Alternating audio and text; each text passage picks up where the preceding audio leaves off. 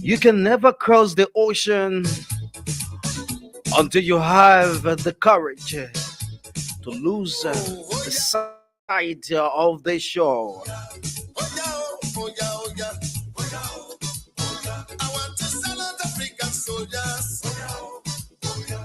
Always make a total effort towards certain things you involved with, even when the odds are against you. It's on Good Morning Liberia. Good morning, folks, and welcome to another edition of the program. Good morning, a pleasant way to welcoming you to the Thursday's edition of Good Morning Liberia. Too many things to talk about. It got to be God, yes, indeed, giving us another opportunity to be here this morning. It pleases us as your morning bears to be back to serve you breakfast up to 10 o'clock this morning. Too many things to talk about. Some national issues in the next 50 minutes. We will look at them at 8 o'clock this morning. Emmanuel D. Gongwe of the Economic Freedom Fighter of Liberia will share breakfast with us. You'll be here at 8 o'clock this morning, and that conversation runs up to 9. In 9 this morning, folks, Mr. Momoti Saras of Sigai will be here. The last time he talked about institutionalizing private security institutions in Liberia and other issues indeed will be discussed this morning. My name is April and Parker. Right here this morning for you. Let me join my colleague Harris. Good morning, Harris. How are you? Good morning, Parker. Good morning, and good morning to our beloved listeners. Indeed, it pleases us to have you with us. It's because of you we are here every morning. And so definitely when we are on, you see you listen to us every morning. We feel satisfied that you choose Voice of Liberia because this is the media institution here for you. This radio is here for you. And we encourage every one of you to follow us at every time. So, Parker, yeah, it's good to be here this morning. It's nice to be on your radio. Yes, too many things to talk about. So all you need to do this morning, invite somebody, share the live, and to be part of the conversation. Too many things happening in Liberia that we need to talk about. Yes, it's for the safety of Liberia. As a country, we all need to work and make Liberia a better place. How do we do it? It's by engaging the process on a very peaceful note. I invite somebody to follow us. The live is on. Those of you listening to the radio 104.1 and those of you watching live, just hit the share button. Invite somebody to listen. Too many things to talk about this morning. It is always good to be here. Yes, indeed, following us on VOL. Okay, so Harris, how was your night? Well, I had a great one, a very great one indeed. Yeah. And yeah, we had to prepare and do everything possible to be on the show this morning. I have to make some rounds with our guest to ensure that what we plan, what we discuss is intact and the turnout. And so, yeah, we'll have to make all of these arrangements and to be here this morning. So, Yes, yeah, I had a great one indeed. so 8 o'clock this morning, that is 14 minutes from now, Emmanuel Gongor from the Economic Freedom Fighter of Liberia will be here this morning. He will share breakfast with us. There are other issues this morning that we need to look at. Yes, so he will be here, like we said, 9 o'clock. Mr. Momos, that's Momo T. Saras, will be here this morning to talk more about his activities as well. It is good to discuss the national interest. Yes, it's always important. So share the live this morning. Invite somebody that we are on in participating because it is all because of you we here and speaking to the issues that concern Liberians. Okay, so on yesterday, fellow Liberians, the Unity Party came out with a press release. Yes, we will take word from our sponsors. Yes, so has up to Telecel Liberia. Yes, Telecel Liberia is a partner to Voice of Liberia, and Telecel Liberia is the fastest internet service provider in Liberia. So those of you who want to get connected, Telecel is connecting the unconnected. So go on Test Street. They got different packages, and you can be connected for your homes, for your offices, indeed to be part of the world because Once you are incommunicado, you lack incommunicado, most especially on the internet, some of your friends wouldn't get you. So it is always good to be part of the word. And we encourage you to be part of Telecel because we are experiencing the good deeds of Telecel Liberia. So be part of Telecel this morning and any other morning to enjoy good network. The people network don't stick. Yes. So that's it. They are the fastest network internet provider in Liberia. So, like we said, fellow Liberians, the Unity Party came out with a press release yesterday. But there are a few things that we need to talk about. And, there is this bad blood amongst uh, those who are heading the National Elections Commission. And the Unity Party in her Western decided to have a meeting. I don't know, should we turn it as a conference? Had a meeting, and in that particular conversation, they're looking out in how they can settle the beef. They can issue some maybe a resolution, some warning, some find some solutions to what is going on, the issue of the census and also ahead of the election. So they came up with that press release. Yeah. We'll also read that press release because there were other political parties, according to them, that were part of that particular conversation yesterday. But it was interesting to note that the Liberty Party, the chairman of the Liberty Party, Musa Beriri, came out with another press release on behalf of the Liberty Party than yesterday. Yes, he said that it is wrong for the Unity Party to come up with a press release, including the CPP and that of the Liberty Party, that yes, indeed, they're part of a collaboration or a conference. They were part of a conference that is willing for the political institutions in our country to collaborate. So they came up with a disclaimer yesterday that the Liberty Party at no time was part of that particular conversation, including the CPP. So I want to know the position of Musa Berere. So on this entire CPP, because since the man is the chairman of the Liberty Party, obviously he is the chair of the CPP. Yeah. Okay. So Harris, can you give us the release very fast? Yeah. And then there are some few things we need to I talk have it. about. Okay. Yeah. Thankfully, I lay my hands Yeah, on it. so very fast. Then I I will have read to. out the Liberty Party, and then we just Let go me through let it. me let me go through. It says December 7th. I'm just reading through and not beginning from the top anyway. Yeah, So okay. we all that Unity Party stuff and things. Blah blah blah. It I'm not says the interested. Unity Party convened an inter-party consultative meeting today with that was yesterday with opposition political parties and at its national headquarters to deliberate on matters that's related to national elections, census, and other national issues of mutual interest. Officials of the Unity Party, in their opening statements, explained that the meeting was part of efforts to create a platform for opposition political parties to consult frequently and collaborate on issues around the 2023 presidential and legislative elections. Representatives of other political parties present acknowledged the initiative and welcomed the establishment of a technical working group with the objective to collaborate on issues of shared interest and work as a team in the lead up to the 2023 elections. Today's meeting was particularly focused on the need to form common position on the National Elections Commission's procurement of biometric materials, elections timetable, and the ongoing seemingly disorganized census process.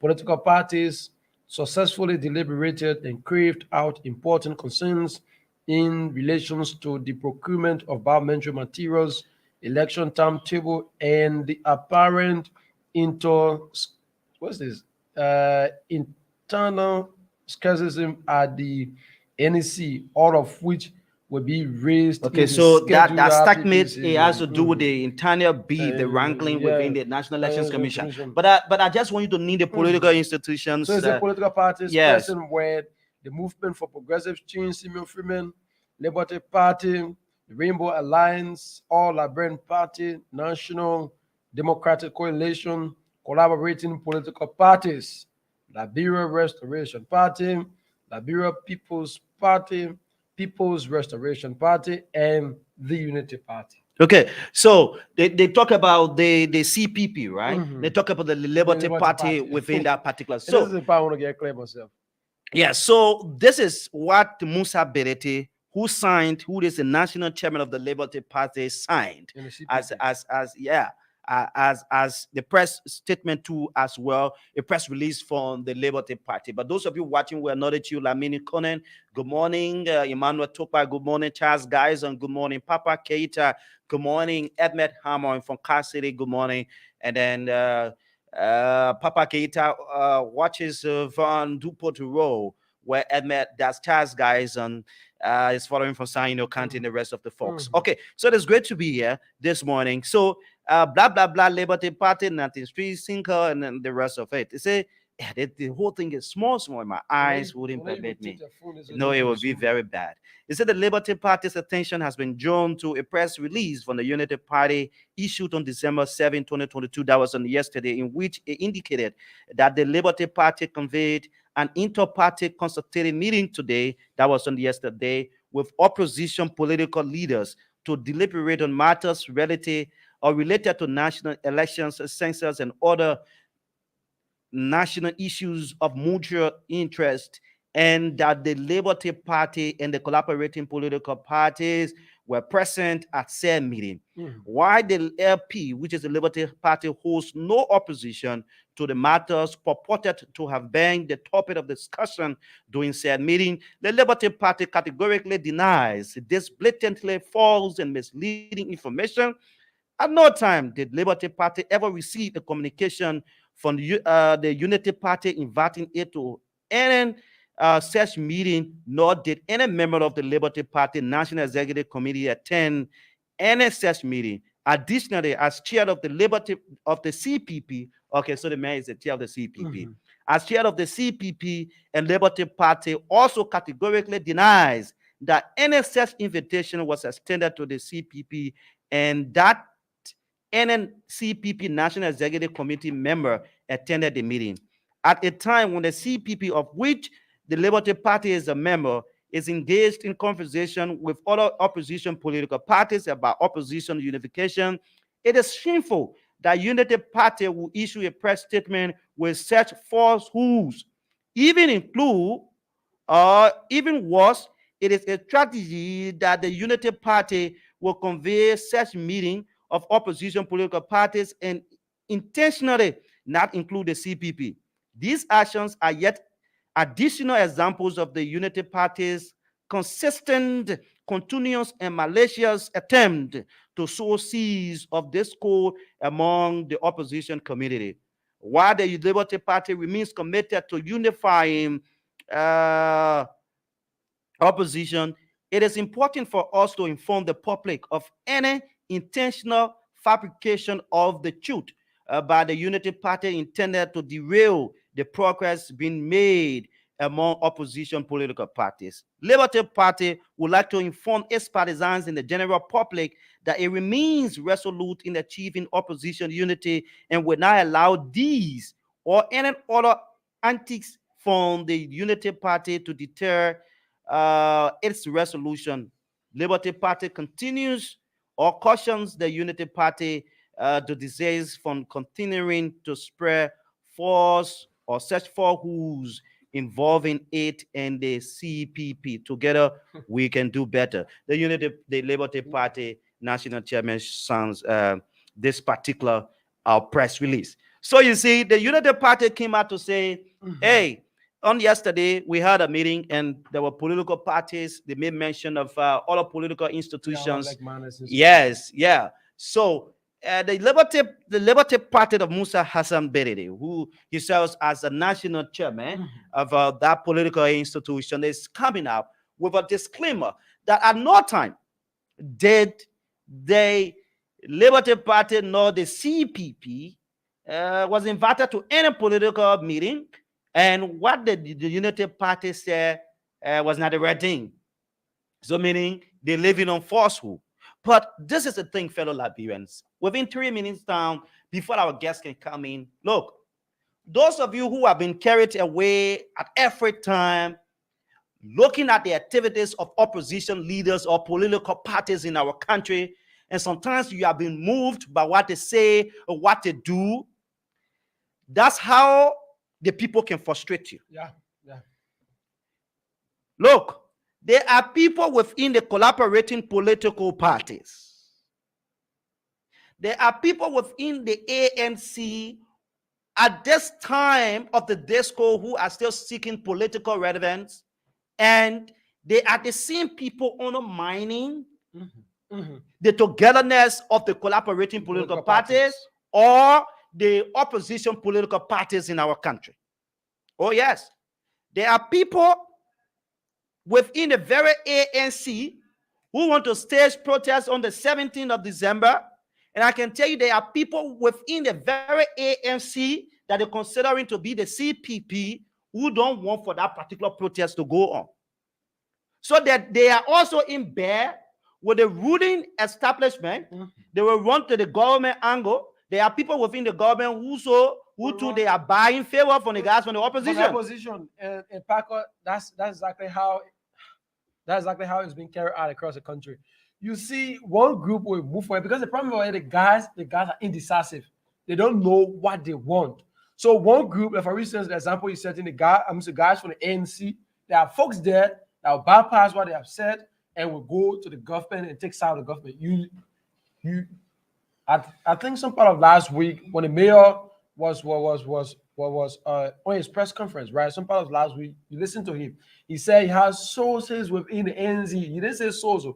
He has sources within the ANC that confront him and tell him everything that they do. And that's how it works. In government too, you find the same set of people there. They are there and everything has been discussed, everything has been agreed upon. They bypass and informed the opposition. So we just decided to let you know, as per the particular press or the press release from the Liberty Party and the one from the Unity Party. Look, Musa Belede, sometimes people look at you to be a smart politician and so forth, but there's certain thing. Sometimes it's good to issue disclaimer, but the reality is there are people in the very collaboration you're talking about that you intend to uphold the integrity that you want to speak to, but they are the same people, fellow Liberians, that are moving from the ANC, moving from the Liberty Party, going to the Unity Party. So if a member of the CPP or the Liberty Party was in attendance, mind you, you have Nyobli Kanga version of the Liberty Party. You have Nyobli Kanga. Also, if officials of the Liberty Party from the Nyobli Kanga angle were in that meeting, obviously the Liberty Party was represented. If you have some guys from the ANC who are also part of the CPP, they were in that meeting, the people will just put you in one bus to say, yes, we have people from the CPP. But we just want to let Liberians know that do not put your neck on the chopping board for these people. They mean no well for you. There are guys within the opposition political or the opposition bloc. They are undermining the fight that we shouldn't have, or they shouldn't have a united opposition front. There are guys within the ruling CDC. You know the sanction thing. You think that some of them will go sanction. There are some guys within the CDC, within the government, who undermine this entire thing. So they want to gain some level of relevance. They want to be in control, so they will do everything. They will do everything. They want to maintain that, yes. Because the thing about it is that some of them are indecisive whether the government will obtain a second term. So they want to a balance of friendship with the guys from the opposition, right? So just in case when the government lose, then that's the time to come in, right? So they talk about. So the guys from the opposition are doing the same. So don't risk government because they are indecisive. In a case where if the opposition doesn't win the election, they will still have a favor by the government. So do not risk your life. Liberians, you just need to be. Do not risk your life. Today you see Louis Brown. He say you on protest. So the question is, Louis Brown the character to talk about protest? They got people within. They talk about where they ride it. They got people within the AMC that can champion the cause who are in control. but they can gain political relevance. You Yeah. got people like Victoria there Victoria, within the yeah, ANC. She they wants have, to be senator. What is he doing? I mean, yeah, the So, that's you see these things. The people are there and they honor money each other. Then at the end result, you want to put your neck on chopping board because you feel like you want to die for them. When they tell you say, "Come, let's go and throw stone," you follow them. I think one of the things that the opposition United Party can do, Park, relative to this, if Musa Bede is issuing disclaimer towards that. At times it's good. Every meeting has attendance. Sometimes you can furnish the popular with the attendance on the meeting. Then we get to know what those folks from the CPP that But attended the meeting. it will come a time on this radio where we will tell you those from the ANC who are undermining the very fact. Those from the CPP they talk about who are undermining the very fact, and those from the CDC. So now when you say, yeah, the CDC is there, then you see them, they're running here and there. Yeah, they're running. They're confused. They don't know what to do. They don't know what to say. We will call their names on the radio. These are the people that honor money. The government, these are the people that honor money. But for me, the collaborating, no, these people are not serious people. No, serious. They are not If serious the guys people. if The guys man, were you can look at serious the man to be one big opposition man. For in the net, you don't know the conversation the man is having with government with officials, government and officials. seriously begging So, government officials. so you see, Seriously. so we're telling you these You need to things maintain because we balanced need to position. we need to be inclined. We need to be educated as Liberians because this process, if we make mistake, it will go for another 6 years. Yeah, And would there be you think what the guys in the CPP that desire to change things around? These people are in circulation. Continue. They are in circulation. They ain't got nothing different to offer. The people ride private jet from here and there. They say in what they think they in private. But do you know that when they should have taken over the presidency as well, the same thing they're doing in private life, since they are not in power, But they will men do in the same. power, They will get the thing to the the men in presidency. power, you see These them are people when you flying ask them. privately. They want more than men in These power. are people when you ask them. You say, "What is your plan?" All right. What is your plan when you should have taken over the presidency? Or since you haven't taken over the presidency, what you intend to do? They say when we get there. How do you intend to achieve? Is it when we take over? So they're waiting for the very Since the last taxpayers' time- money. Since the last time I can remember, after when this rape issue, when the government launched that roadmap strategy, Ambassador Barker announced that the Barker Foundation was doing something towards rape. Right? Yeah, since then. What is the Barker Foundation? I think it has been over a year now. Where But is the I can remember Barker that Foundation? That conversation took place when we were our old place there. Yeah. Since then up to now, Where is the What is the Barker Barker Foundation Foundation? What that is were it going to doing? champion the cause for rape in this country? Since then, what is the intervention? What are they saying? So the people don't take them to be serious. Do not kill yourself for them. You be wasting your time. And that's exactly what we need to tell you. Is our guest around? Yeah, we got to bring Yeah, in our so we got to guest. take in our guest this morning. I We just guess- decided to pass through, right? I guess he's following. Yeah. Yeah. So he So we just decided to pass through this morning to tell you some of the things that the people doing. So Musa Bedete say the particular thing the people came our way, and all right. In fact, the people from the Liberty Party were in there. The people from the CPP that he's the chairman for, they were in there. So the Harris people, the Mojab, I know there were tennis. Yeah, there was attendance this was there. attendance Public thing. attendance. Oh yes, We there know were people. what those for your But party. that thing is an important thing. But I'm telling you, there are people from the ANC who are even they playing December 17th. Yeah. Yes. Yeah. There are people from the ANC who are undermining the protest. Well, They want the protest to go because the people who are leading the effort are not the right people. They believe they are not the right people. So they shouldn't take over something like as if they you know they are the only political hero within that political institution. So what more about somebody attending a conference that they say you have CPP, they have Liberty Party? The day you're ready, the day you're ready in this country to collaborate, you'll collaborate. But we just want for Liberians to know that these people are not just serious people. Sometimes they will tell you they can do this, but there's no plan. There's nothing that will lead to their plan to tell you that yes, when they should have gotten what they want, they will deliver. So all this in on the dinner of Vlad, that's charade. So we need to be careful. What is our guess? yeah, he's coming. Okay, so Emmanuel Gongo from the Economic Freedom Fighter comes in very shortly. On yesterday, the confirmation hearing for the Minister of State for Presidential Affairs, designated by President George Weah, We said George we said Blamo was held, and he has vowed to not to turn the ministry into a talking area, but rather to be silent in his discharge of the duties. He said, "You're not made for the people to be talking area, be passing around."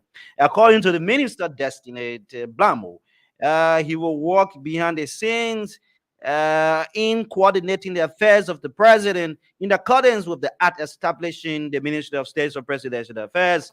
He told the Senate Committee on Executive a confirmation hearing on Wednesday that it is not his duties to perform the functions of the press secretariat, thus adding the Minister of State is not a talkative. Oh, he pledged to serve as a link in according or coordinating activities of the president with other branches of government. That was on yesterday. The man went for a confirmation hearing. So anytime from now, when the Senate confirms Yeah. him, indeed, the man he was designated by the president. So obviously, he will take over as uh, the Minister of State for Presidential Affairs. Liberia will have a new Minister of State, though he's been appointed by the president. But the entire thing now is rested on the shoulders of senators at the Liberian Senate to do the honorable thing, to have him confirmed as a Minister of State for Presidential Affairs. So our guest is in studio now, and I think we're going to flip it over, and we're going to acknowledge those of you watching this morning. It's good that we do that, and then we get the ball rolling. I don't know what's happening this morning.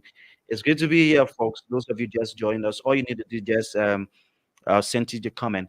But I think as the guy will complete the setup, and then we join Emmanuel Gongwe, a pretty seated uh, in his EFFL uniform. Yeah, so the man is now wearing the beret. I like when the man is wearing the beret. His face, everything can tell that yes, indeed, he is a Malachi. fighter. So Emmanuel Gongo is in our studio. Those of you watching as well, I know you can wait. Yeah, so Emmanuel Gongo is here. We'll talk more about the EFFL and his intention so far. Yeah, we will definitely look at that this morning. It's good to be here, folks. Let's yes. Okay. So I think we got to join our guest this morning. Good morning, Mr. Gongo, and welcome to Voice of Liberia. It's nice having you, anyways. Well, good morning. Good morning to the people of Liberia. I want to say thank you to the Voice of Liberia family for relocating to the very decent elephants. Okay. Thanks to you guys for the great job. I think you have validated our argument that young people can lead and can lead with some level of excitements and some level of creativities in whatever positions that they have been asked to serve. Because for you to run Voice of Liberia the way in which you have done, only signify that we young people are prepared for the leadership of our country. So I want to say thank you for what you've done. I think it speaks volume. Hope other young people can emanate a good example of the young folks of Voice of Liberia. We pleased. We honored having you, and as per your words of encouragement, we are committed in making Liberia better. It comes with lots of responsibilities. So for us at Voice of Liberia, we honored having you. How is the EFFL? What we're doing very fantastic. You know, some part of 2020 we had a rocky roll when we started, the whole political process of transitioning from a pressure political group to a political party. It's been very challenging. There were people who we consider loyal members of our institution, but when we started the whole process of becoming a political party, some of them resigned because they're committed to the political party. There are young people who thought that I wanted to be president of Liberia. That's what I was organizing political party. They did not understand, the objective for which we were organizing political parties. So there were a lot of disenchantment. So people left, um, but loyal and committed and courageous fighters, kept their commitment to the institution. So we had a rocky road, and then I could not make it to the run in 2020 as senator of Miami County. So we've been having a rocky road. But again, it all boils down to leadership. And the challenges will be uncertain leadership. That's why you haven't seen crisis within the institution. EFF is one of the most organized grassroots organizations in Liberia. You don't see infighting. We're very disciplined. And I'm providing open leadership in the institution, so there's no internal wrangling. Okay. And then a few weeks ago, months ago, I have to fire back at the government because we saw the threat to our existence as a group. So I have to fire back in a very strong. Think you were being suppressed. Yeah, very strong water statement, and then the government came back and said, "Hey, I think we need to proceed with the certification of the EFF." So Okay. The last time you were crying wolf on this matter. yeah, but I cried wolf because there were clear, calculated plots, by the office of the president to ensure that we don't become a political party. And that information came right to our doorstep, and it was validated. So I felt that, Why you think they did at the level of the presidency? No, there's no secret. This government is intimidated by the president of the EFF. What did you like here now? We started putting pressure on the government. When the government came to power, there were nobody out there to speak about issues. Most of the people who claim to be critical voices right now, they were all in bed with the government. We stood up alongside the Vanguard Student Unification Party. We stood up to the challenges of the time. We organized the Bring Back Our Money campaign. We organized several other protests, the cabinet general, resistant, protests. We organized a lot of protests. People started getting motivated and passionate about speaking for Liberians, when they saw us consistently engaging. So this government is a. And after you want to hold to the belief that it was a precious group, so you will obviously see people from other side of the divide coming. Whether it was a pressure group and people from other side of the divide, came in or not, but I'm saying to you, as an institution, we created the platform for people to criticize this government and engage the government in way in which they are doing. We were very engaging. Along with, in fact, because we are allied institution, the Vanguard Student Unification Party and the Economic Freedom Fighters of Liberia, we are allied institutions. So many times we meet, we have a discussion, we say, gentlemen, what it is that we are going to take on. And so we were very, very engaging. And that engagement continues up to now. The relationship between us and the students. Do you still see that relationship? Oh no! If you transitioned from even if we transition to a political party, that relationship will still exist between us and the Student Unification Party because we. You don't want to associate to but we are clearly a leftist organization. The Student Unification Party identify with solidarity forces. When we become the political party, we're still a solidarity forces. We're still a solidarity force to the Student Unification Party. So that one will say we'll still continue. One will say you can kick the EFFL outside and continue with your political quest on another side. No. To not have the EFFL looking at the way in which the foundation in which it was built, and you saw people coming around. No, you had some internal wrangling, according to you, when you talked about being a political institution. Yeah, but what people fail to understand about the formations of the EFF on the continent is, as young people on the continent, progressive young people on the continent, having a new political consciousness about how we can improve the governance on the continent. We strongly believe that we cannot do it by being the pressure group. That's what our founding fathers in South Africa, Julius Malema, and the rest of the other people, that's what they are the movement. But we have a political party characteristics as well as a movement characteristic. So in South Africa, the EFF is a political party. to form the EFF in political party 9 years ago, the EFF was a 44. Mind you, there are 44 political parties in South Africa. Here we only have 20 some more. But in South Africa, we have 44 political parties. The EFF was the least in South Africa because of the consistencies of Manema and the rest of the other people in communicating the ideals of the EFF. Today, they are the third largest political party in South Africa. Now, some of the changes they are making in the governance of South Africa, including Namibia, my friend Kale Mpopu, who is a commander-in-chief in Namibia, who won, a legislative seat, 2 years ago. Kale Mpopu and the rest of the other people, they did not organize the EFF in Namibia as a pressure group. They organized as a political party. And look at the transformation. Even though the EFF in Namibia only have 2 seats in parliament, but see the transformation, see their conduct. Because, you see, decisions of the state, decisions, that benefit the people, decisions that harm the people, they are all made in the legislature.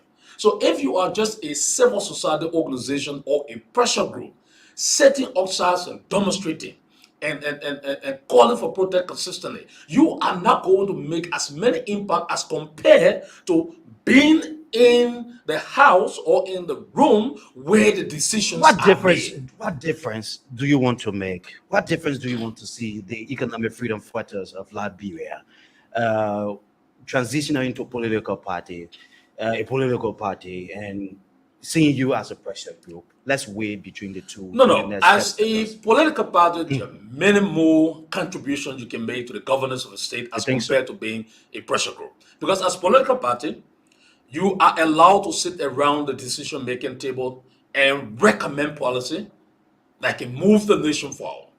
As political party, if you are opportune to be elected, for example, that I'm vying, for the elected position, if I'm opportune, I have a greater stake, I have a greater responsibility to make, a better decisions, in defense of our people as compared to being a civil society organization. For example, I gave you one classical example.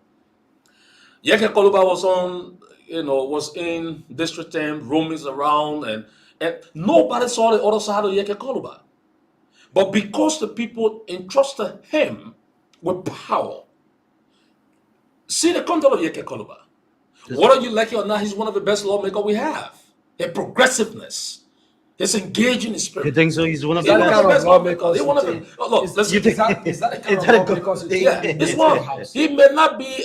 Some people say he's no. I said some people say he's not refined. He's abusive. And all of that. Yes, everyone can have that shortcomings in leadership, but in terms of standing up for the people, judging from the EFF perspective.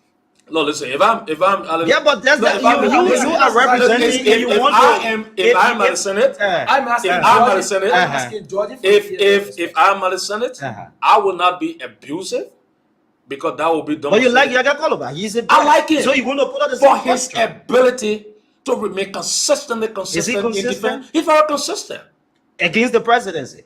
Against the bar out of the state. Every time you listen to Yeke Koluba in his defensive mode, right? He always abusive. I mean, that's what I'm saying to you. So I am not supportive. I'm not supportive of Yeke Koluba being abusive. But I'm saying to you, I'm very excited about how consistent he is in defense of the people. Let's move on. Being abusive is not something we have to encourage. We can't be abusive because you see, the younger generation look up to us for leadership. Okay. So if we become abusive, we are teaching immorality in the political space of our country. This is Africa. We can't continue to insult our leaders in the way sometimes he does. But I'm saying to you, regardless of the insult, look at his stand, his ability to remain consistent, engaging the status quo, allowing the people to understand that the governance of the state is being undermined. That attribute, nobody saw that coming.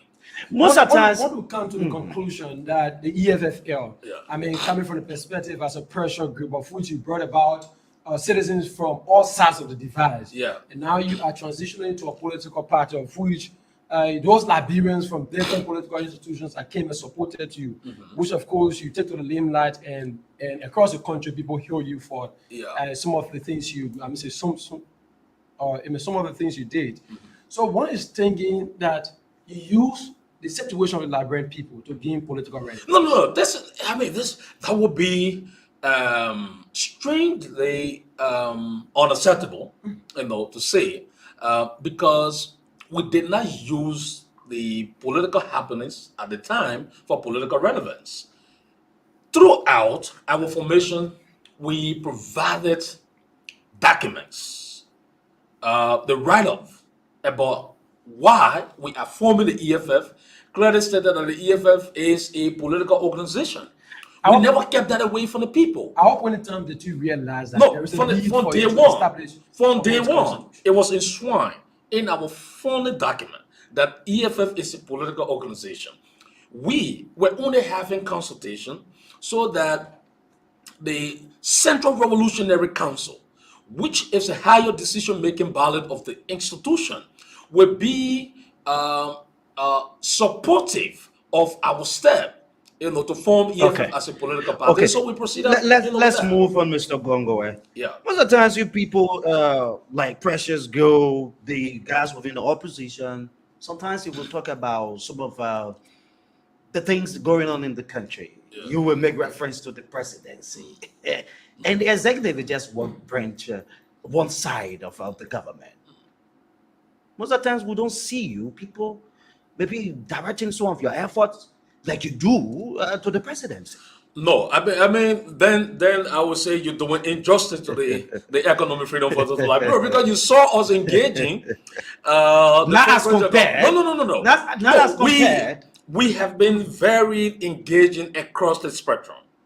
We have never been engaging, only towards the executive. We've been engaging towards the judiciary. We've been engaging towards the legislative branch of government, because you saw, when these narrow mandate individuals and the legislature decided to circumvent the rule of law by removing, the former Associate Justice Cabinet General. You saw our action. We led, conscious citizens, at the legislature, to defend our constitution. We went there. You saw when we took a bold step, to close the legislature, to lock the legislature, for which we were incarcerated and placed, behind bar at the Monrovia Central Prison. You saw that action. We have not closed down the executive action, even though when we came from person and the journalist asked me and I said, if you give me an opportunity, we'll close down the executive action. And so we've been engaging across the spectrum. So how will you say that we are only directing our conversation to the president and not, the legislature? We've been very aggressive on all three branches of government. And Okay. I think the Liberian people can attest to that. Okay. All right. So before we can get to the issue of the government and other angles, it is important that there is a planned protest December 17th. The guys from the angle of the CPP, where you have the AMC being championed by an individual from the AMC, and you name the rest. They want to stage a protest. What is the EFFL stance on this issue of the protest, calling on the people of Liberia to come out on the slogan that we tire suffering? Let me be categorically clear on this radio that the EFF support the December 17 protests. Unfortunately, I will not be in Monrovia. I will have been there. We have asked our leadership and members to turn out for the protests. Liberians are suffering.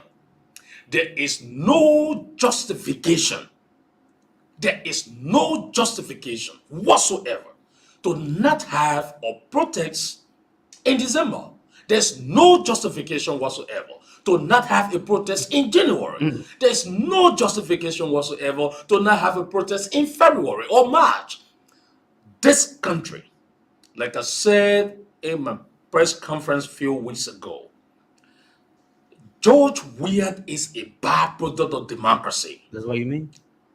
George Weah is a byproduct of democracy. This country, democracy is on a threat. And that's why a few days ago I posted, I said, where the EFL? the democracy of our country is under threat. And there are two. It is a broad statement. It is a statement There are two institutions responsible constitutionally to save our democracy, because we cannot afford to have our democracy on life-saving. Do you believe in democracy? We believe strongly in If you democracy. believe in democracy, why is it that I think about a few minutes ago you posted on a social media page calling the army chief of staff to remove the president? Listen, To what extent? does there that are apply? two constitutional organs that when democracy of a state is on threat, that the people rely on. One is the national legislature. In other countries, people refer to it as parliament. The other is the army. The army, the fundamental responsibility of the army is to serve the people. Well, there are problems. You call on the legislature. You call on That's what I'm saying. There are two constitutional what are we organs. experiencing? What comes to mind that the democracy is on a threat and is as a result of the president, being involved at a certain point in time that you want to link the president that he is the cause that democracy. Yeah, but you believe in democracy. The president is a head of state. The president is a head of state. The speaker is not a head of state. The president is a head of state. So when democracy is under attack, the first person you attack is the head of state. What runs to mind? What do you mean in 30 seconds that the country's democracy is on its own attack? Look at the mysterious conduct of the president. Look at the mysterious conduct of the president. The unethical conduct of the president. The misbehavior of the president. Where in the world a certain president will abandon his function for 40 some more days in exile? It's an OSA function. What He wrote the OSA national- function? He wrote the national legislature. Most That's especially what I said to Liberia. you. That's what I said to you in my intro. That most of the people in the legislature are not men enough. Because if they were men with the ball, the president would not have been president today. You think Liberia They has would have executed a constitutional responsibility and fundamental principles to get the president out of power. the president has provided reasons. What's reason? Flimsy You, reason. you read it. I think What you read reason? the Flimsy. communication for the Flimsy president. excuses. Flimsy excuses. Flimsy, ridiculous excuses. And you call that a justification for a legitimate president to be out of the country for 41 days? He is engaging according to What his office. engagement? He's meeting people. He's merrymaking. He's meeting people. He's merrymaking at the expense of the people. When Liberians cannot afford to have Medicare, the president is using millions of dollars on merrymaking, flimsy merrymaking. And you call that a justification for a certain president to be out of the country? You listen to an interview. If we were in the legislature by now, then Why an would you do impeachment that? proceeding is on the floor. You think Liberians are prepared to have president impeached, or having like you have That's what I the said. army coming in? That's what I said. There are two organs. There are two organs. When the president intentionally circumvents the rules and intentionally undermine the constitution of a country, there are two organs that the people rely on for safety. And we cannot allow, I always said, the president see himself as a tyrant and conduct himself as a tyrant. So in this way, the two organs that should come in defense of the people, because constitutionally, they are responsible to defend us as people, the national legislature. But now, the president impeachment proceedings should have been on the floor.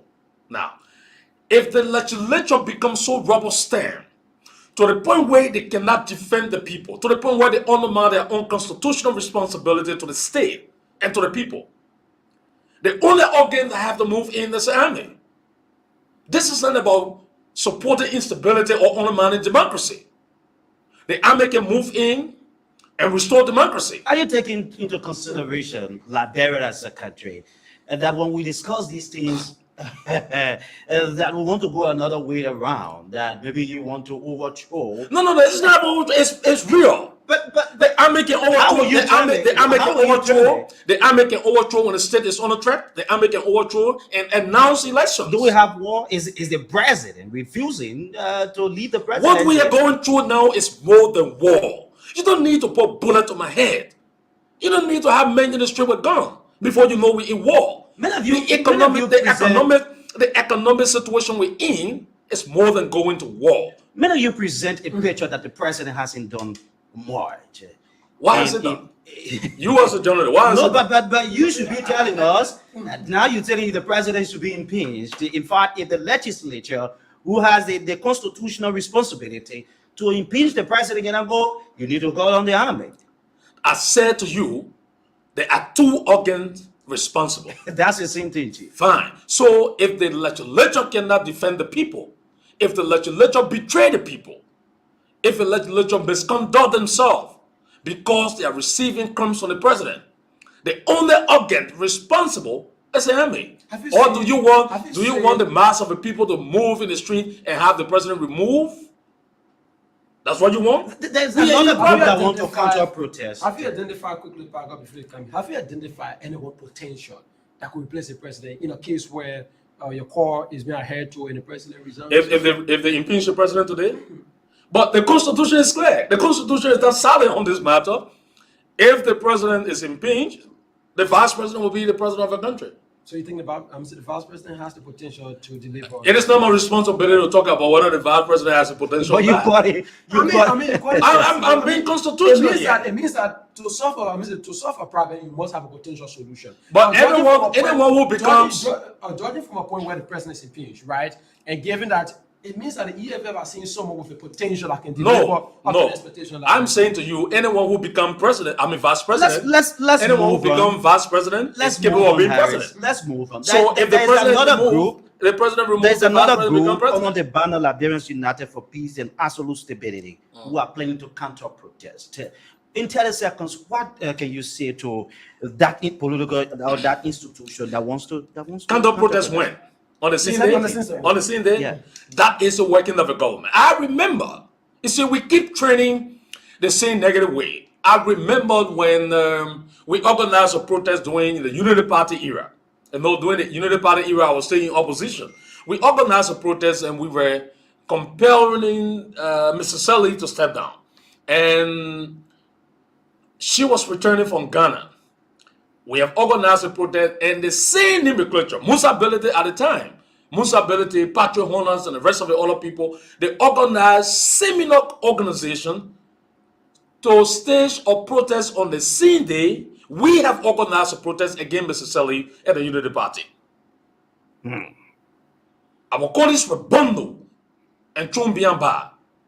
And the state, Musa Ability and the rest of other people used millions of dollars to organize a counter protest on the same day. And we were arrested. So government in, government out, they continue to tread on the same power because most of the people that are coming to power don't even understand the fundamental reason why they are coming to power. When did you lose your interest into the Liberian presidency, having George Weah as president? When did I lose my interest? Or because I was in opposition in the party time, so it means I needed to support George Weah? When did you lose your interest? Look, I lost my respect for George Weah leadership immediately after 2014 senatorial elections. Immediately. And I've always said I was a die-hard seditian. I was in CDC. I grew up in the CDC. I practiced my politics in the CDC. But when George Weah became senator in 2014, Did he perform to your task? I saw a weakling. I saw a weakling rising to leadership. I saw an incompetent individual rising to national leadership. I saw someone who could not even govern his village. Is it that you were left out? Not because, what did they have in 2014? What did they have in 2014 that somebody would say because I was left out?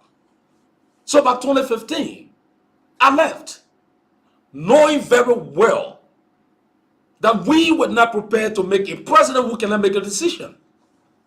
No, because George Weah's conduct in the Senate was very, clear to the rest of the world. Maybe you have a political ambition that you don't want to just frame himself to be certain character that people will brand him to be troublemaker. Who? Josh Ware? Mm-hmm. No, because he couldn't just perform. It was clear.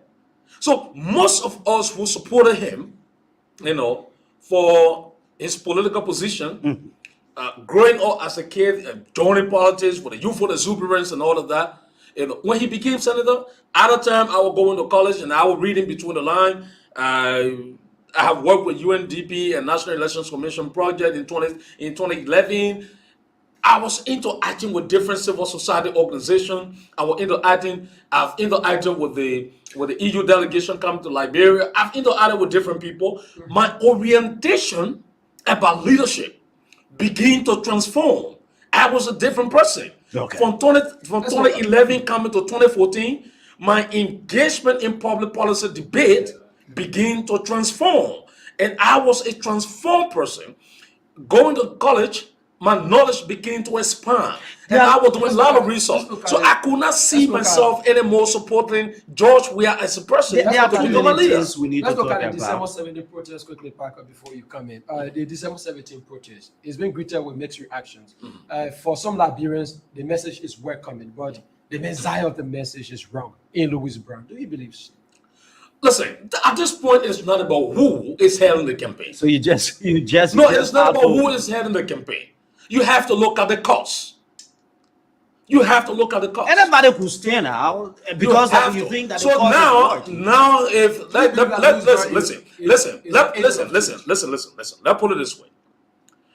Assuming you have an HIV virus and that virus is killing you, and you saw a witch doctor and you call yourself a devoted Christian, and you saw a witch doctor and the witch doctor stand before you and say, I will heal you in second. Will you, knowing that the HIV and AIDS is killing you, will you not succumb to the witch doctor to heal you? But that is different from this. No. It's different. This is politics. The suffering we are going through can be equated to HIV. That is not practical enough. No, there's suffering. It is not practical. No, it's practical. There's suffering the Liberian that people is not going practical. through. There's suffering the Liberian people going through now. You think you have the alternative now in the opposition? That's the same question I asked you first. Alternative? Yes. Come on. You think we Marco, have? What will you ask that question? Come You on. think we have the Come on. alternative? What do you ask that question? Who can you point to? Who gave you the bravery to ask that kind of question? Who can you point to? We have Ambassador Buckeye. Ambassador Buckeye. Yeah. To move on. Before we can go, let's go back to the AFL chief of staff. He made a statement. You listened to him. In your all fairness, what do you make of the statement of the chief of staff of the ING Forces of Liberia warning political institutions not to engage into violence? The AFL chief of staff must have the bravery and courage to come to the media and apologize to the Liberian people for the statement he made. He must do so. You think so? He must. He must have the courage enough to come to the people and say, I'm sorry. He provided reasons. No reason, no justification. No justification. The single most constitutional responsibility of the army is to protect the people. You cannot threaten the people you are to protect. You feel threatened. People from the opposition, the last time I checked, I saw a statement from Musa Beredi, and they feel intimidated by the statement, but he did not make reference to any political, a special political institution. No, he never needed to make a reference to a particular political groupings. He made a record statement, and he must apologize. Again, I repeat, the single most responsibility of the army is to protect the people. You don't have to. You can't. Who dare him to threaten the people of the state? Who gave him that courage? Who gave him that motivation? You have said. Where is he getting his source of motivation from to threaten the people? He can do that. He must apologize. Okay. You have said President George Weah in 2023, all those that will support President George Weah in 2022 will be murderers. I mean, do you understand to what extent your statement being studied Liberians? Listen. There are hundreds of Liberians that believe in the president. Listen, I don't care how many people believe in him. I don't care how many people believe in him. Those who believe in him know the reason why they believe in him. We are talking about the generality of the people. If you look at the situation in Liberia and see the suffering the people are going through, medical institutions cannot function. The police cannot function. The immigration cannot function. The education sector cannot function. We have a dysfunctional in a governance state. And few group of people, because of the parochial interests, say they're supporting the president. And I say to them that if you support the president, you are equated to a murderer. I don't have any. Right. What? Yeah, it's a constitutional right. But I'm saying to you, your constitutional right, your actions can be equated to a murderer. Because if you see what we are going through, the lack of respect for our international partners, you see a president who will reduce himself, go stand somewhere and with all his credentials, somebody writing on his check. Reducing himself to that level for another former football player to autograph on his check. George Weah and John Terry, who should be autographing one another? You see that as a problem? That's how narrow-minded the president is. You see that as a problem? Not just a problem, but how narrow-minded the president is. Mr. Gogo, what will you do in 2023 if President George Weah is re-elected president of the nation? If the president is re-elected, through a genuine democratic means, that means the people of Liberia are not suffering. The murderers. It means The murderers. they are not suffering. The murderers are not suffering. It means the murderers are not suffering. You think I want to believe that you did not mean what you said the last time when you considered those who will vote President Weah. Taking into consideration, have I ever made a statement? Taking into consideration, Mr. Gongwe, the Liberians have the constitutional right. They have the right to associate. To make anyone they want to. No, their rights are not in dispute. It's a typical example. No, it's not in dispute. No, we are not in dispute. You want to take what belongs to them. No, it is a typical example. No.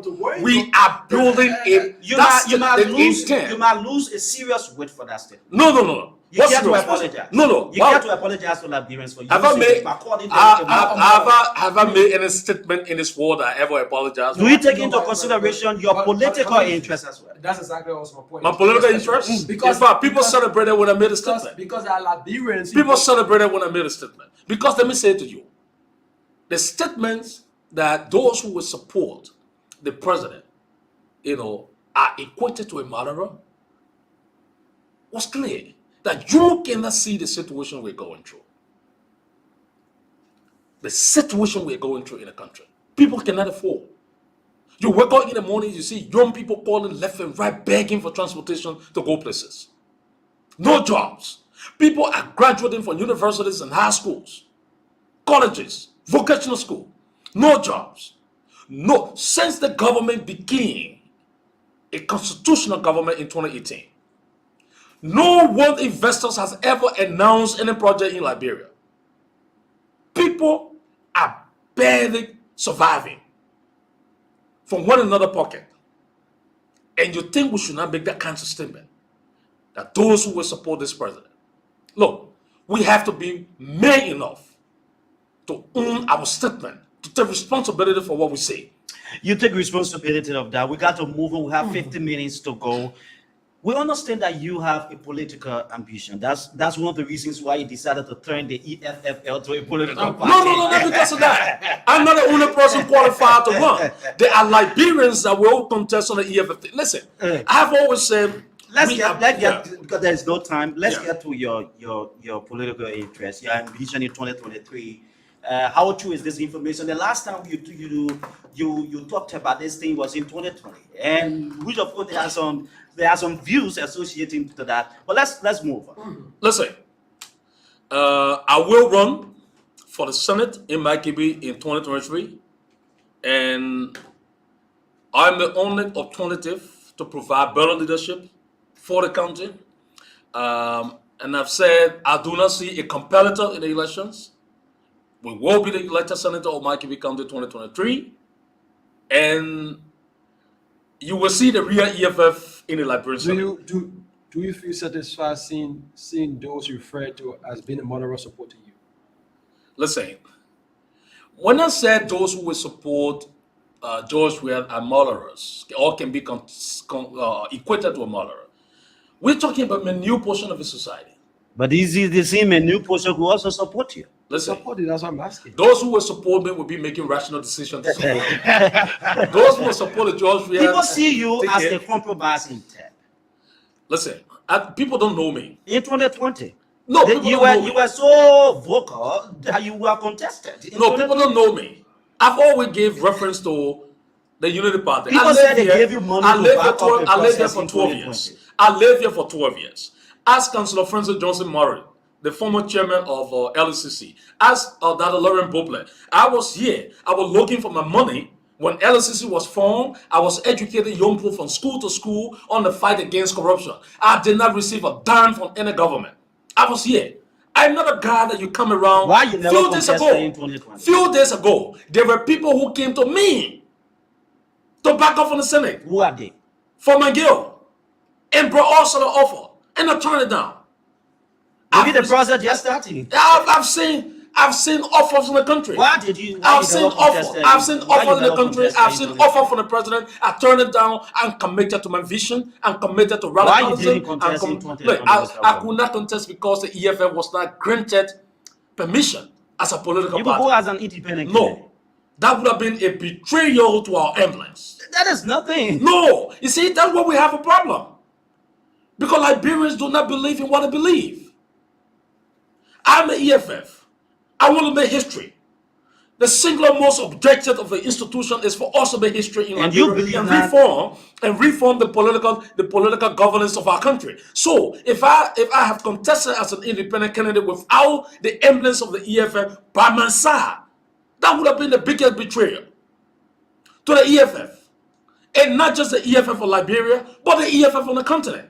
That would have been the bigger betrayal to my comrades in Zimbabwe, South Africa, Nigeria, Ghana, Namibia. Are you hopeful that the EFFL emblem will be on the border in 2020? We are 99.9% a political party now.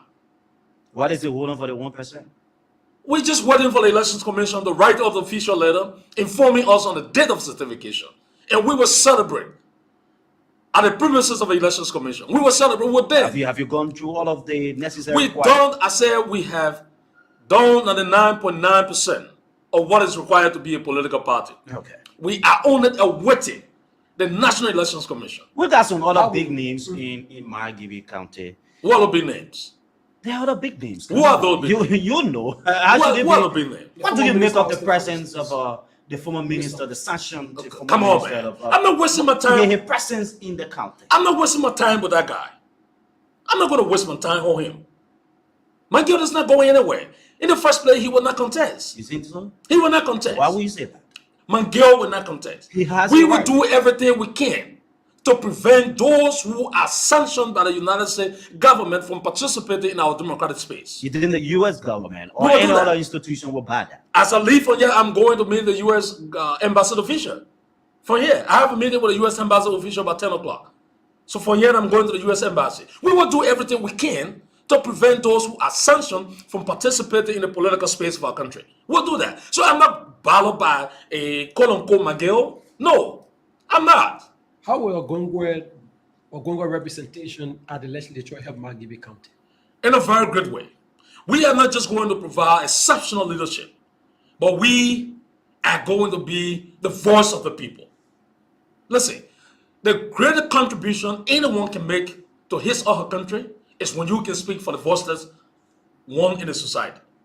Okay. And those who cannot speak, what you do here, your contribution, do not underestimate what you guys are doing at Voice of Liberia. Speaking for the general populace is something that will go down in history. If people will not recognize this, history will remember you. That's why in the United States and other developed countries, people recognize the effort of the media. People respect the media. You are the voice of the people. In Liberia, we do not understand the role of the media.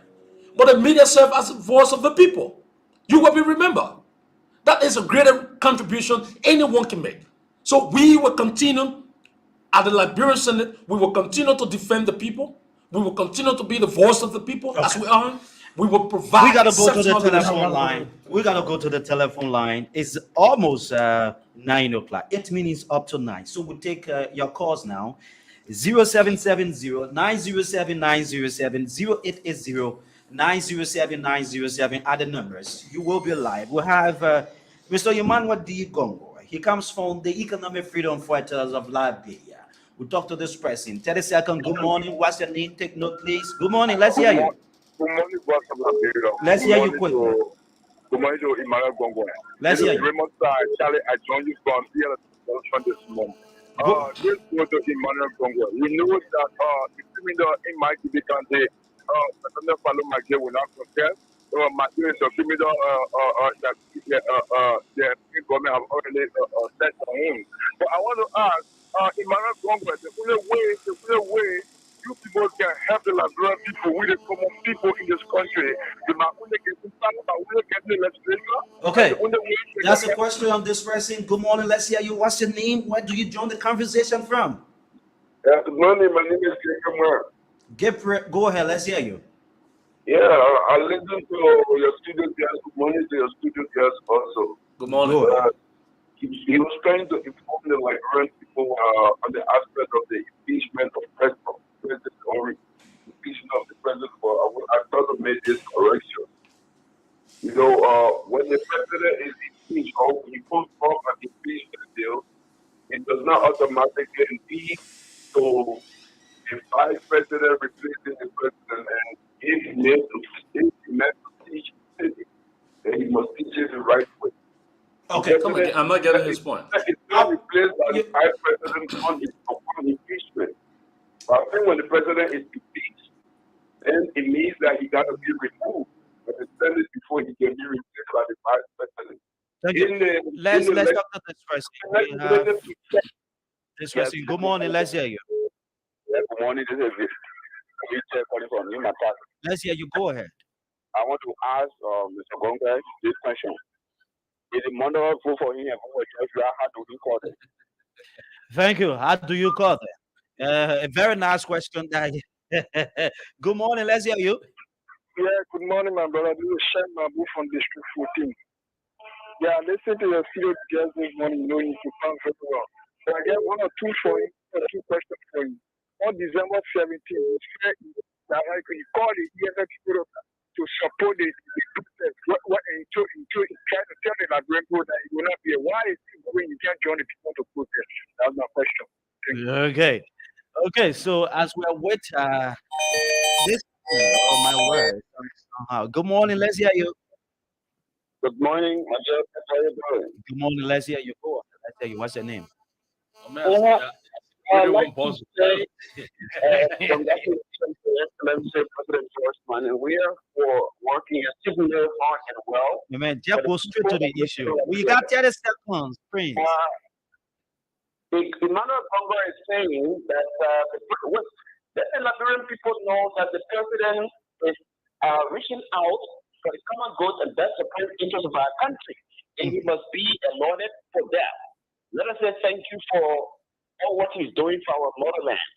So those that are criticizing the president, they are on the wrong side of history, and the Liberian people are looking at them. Thank you very much. Okay, so we talk to this person on the left side. Good morning. Let's hear you. Good morning. Good morning. You're live. Let's hear you. What's your name? Gary Woods calling from Cinco Toy Street. Cinco. Let's hear you. Go ahead. I want to commend the lengthy discussion on him.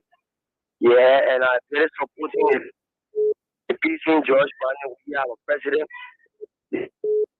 Somebody like really prepared for the position of order. Bring down our own church, stay in the rain for let's say Iran passing our sacrifice will be for him. So I would just like to say I commend him for that. Okay. Thank you. That's the beauty of democracy. Good morning. Let's hear you. I'm Christian B. David, a friend from Shamma. Let's hear you, Chris. Okay, I'm saying hello to the studio guest. My brother, I don't want to keep the Liberian people to listen to our studio guest. Let's forget about impatient president. But when I listen to BBC, I get discouraged for killing president whatsoever. I don't see okay upon for now you forget impatient president. You forget about it.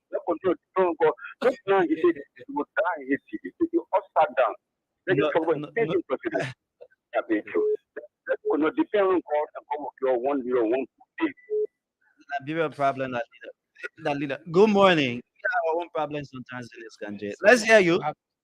Good morning to the team of Voice FM. Good morning. Good morning. I'm calling Voice of from Liberia. Denver. Let's hear you. I'm Miller. I want to say to my brother and friend, Emmanuel, a very big thank you for the level of work you've been doing over time past. I'm grateful for your impartation and trying to help to shape the democracy of our country. It's not an easy task.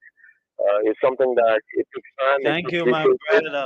So, Thank you. I'm a little bit, I'm a little bit taken away from the little bit of position that he made concerning the issue of the demonstration. I know it's a fundamental right. I know it's the right of the EFL to join the December 17 march from December 17, 2022. But I am saying to God for this army and the rest of the Liberian people that if you look back on the remnants, the remaining days of the terrorists, those guards who pillage, murder, and murder people, they are not the one that will reconstitute themselves on the national pedestal. People like Louis Burr, Gillian Martin Church, and the rest of the guys who pillage and plunder this country, who deathless and deviousness dealt with this country and made this country to go down to wreck. To not be the one to be show face and to be showcasing themselves.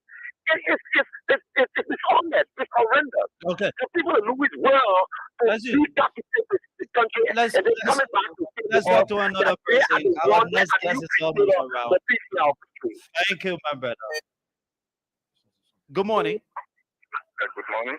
Let's hear you, my brother. What do you join the conversation from? I'm Ibrahim Evian from my district. Good Oh, morning to this. okay. Go ahead. Let's hear you. It's getting you. Perfect. Hello? Yes. Yeah, go ahead, my brother. Yeah, as I was saying, the country that we live in Liberia is up. Our studio guest this morning, I was saying, and whatsoever that he on, I listened to him, all that he spoke on, some of it is on the rebel point, and some of it he was touched the rebel. You see, this country that we live in Liberia, I was said, I'm not willing to protect our country, neither our leader. You understand? The people time will come, they talk to us, we take them into consideration. Or we put them there, leave all our information, and then take their own plan to run our country. Those are Okay. the things that suffer us in this country here. Look what the Prime Minister said. Thank you, my brother. We got to talk to another person too. Good morning.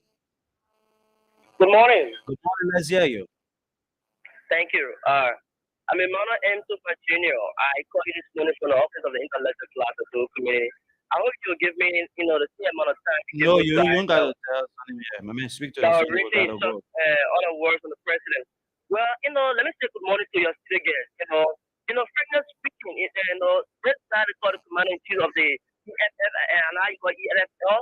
It's a complete disrespute, to the youth, in the global landscape. This guy's a corrupt fellow. I don't know how far he has taken the EFL. On the last time I heard, so his EFL members were complaining about his corruption. This is the same guy sitting in Tito or wherever he is, telling president, we are his this and that. Even have the audacity to fear the legislature to prevent impeachment if they cannot prevent impeachment. The AFL should take control. Are you kidding me? Instead of democratic state, you're putting on the AFL. It's so frustrating and unappreciated everywhere in the US. And I have a gun on me. I'm going to bust You that don't guy do head. that. You don't. Hey, Emmanuel. So the next time you Yeah, just yeah. have to watch your word. Or else you So wouldn't now you call see, and say so you see now, you. my statement that those who are supporting the president are moderate. So you're listening to him, right? So We you have a we point. no, you don't have to So you just see, characterize so all of them. now you see, You can place all of them into one category. yeah. Yeah. So you see, So it's 9:05. Where do we now, stand now? Yeah, Where we do have we to stand? just hear about the conquest. Yeah. So you uh, listen. That because You of so many listen to concerns. the concerns of the yeah, people. you know, there's only one negative caller, the one who said if we were in the US, we take on bust my head. One. The rest of it, a lot of people asking questions. It means to enjoy the conversation, follow the conversation. Somebody said, only stick power we can use to transform. I've always said to people, if you were standing outside of your room and You want to sweep in the room. In the room is dirty. You want to sweep in the room. There's no way you will sweep in the room without entering the room. You must enter the room in order for you to be able to sweep in the room. So there's no way we can facilitate reform in the country without participating in the decision-making processes of our country. So yes, we talk. The media is playing a greater role, like you can talk about in terms of people who are talking. I always say that. I give you the credit. But how many times do you say on the radio, people use it in policy decision making to transform our country? They listen to you and say, oh, after 2, 3 days, we dash a conversation. To make a resounding decision to move our country forward, you need a lot of progressive minded leaders. Those who are making progress around Africa, they are progressive. You need a progressive minded person to be president of the country. You need a progressive minded person to be representative. Representative, you need a progressive minded person to be senator. And that's why we are doing everything we can to go at the legislature. Don't The say you country, have enough motive why you wouldn't be part of the process. They playing. no, because I already have engagement. I'm in the campaign process. I already have activities I'm executing. But I'm saying to you, those who are in Monrovia, members of the EFF are in Monrovia, opposition community, I'm saying to you, stand up, regardless of those who are involved, regardless of people who are leading the campaign. At this moment, I'm saying to you, we are in a difficult Okay, situation. okay, Mr. Gongo, Yeah. we got to go. We have to go. I just want to say thanks to the voice of Liberia family. Uh, we had a very good conversation. Okay. We look forward to being here every time. Yeah, so we will The definitely Red do Army that. will soon be certificated. We will celebrate the premises of the National Elections Commission with our certification in our hand, and that will be the beginning of a revolution in Liberia. Thanks for accepting our invite and wish you the best.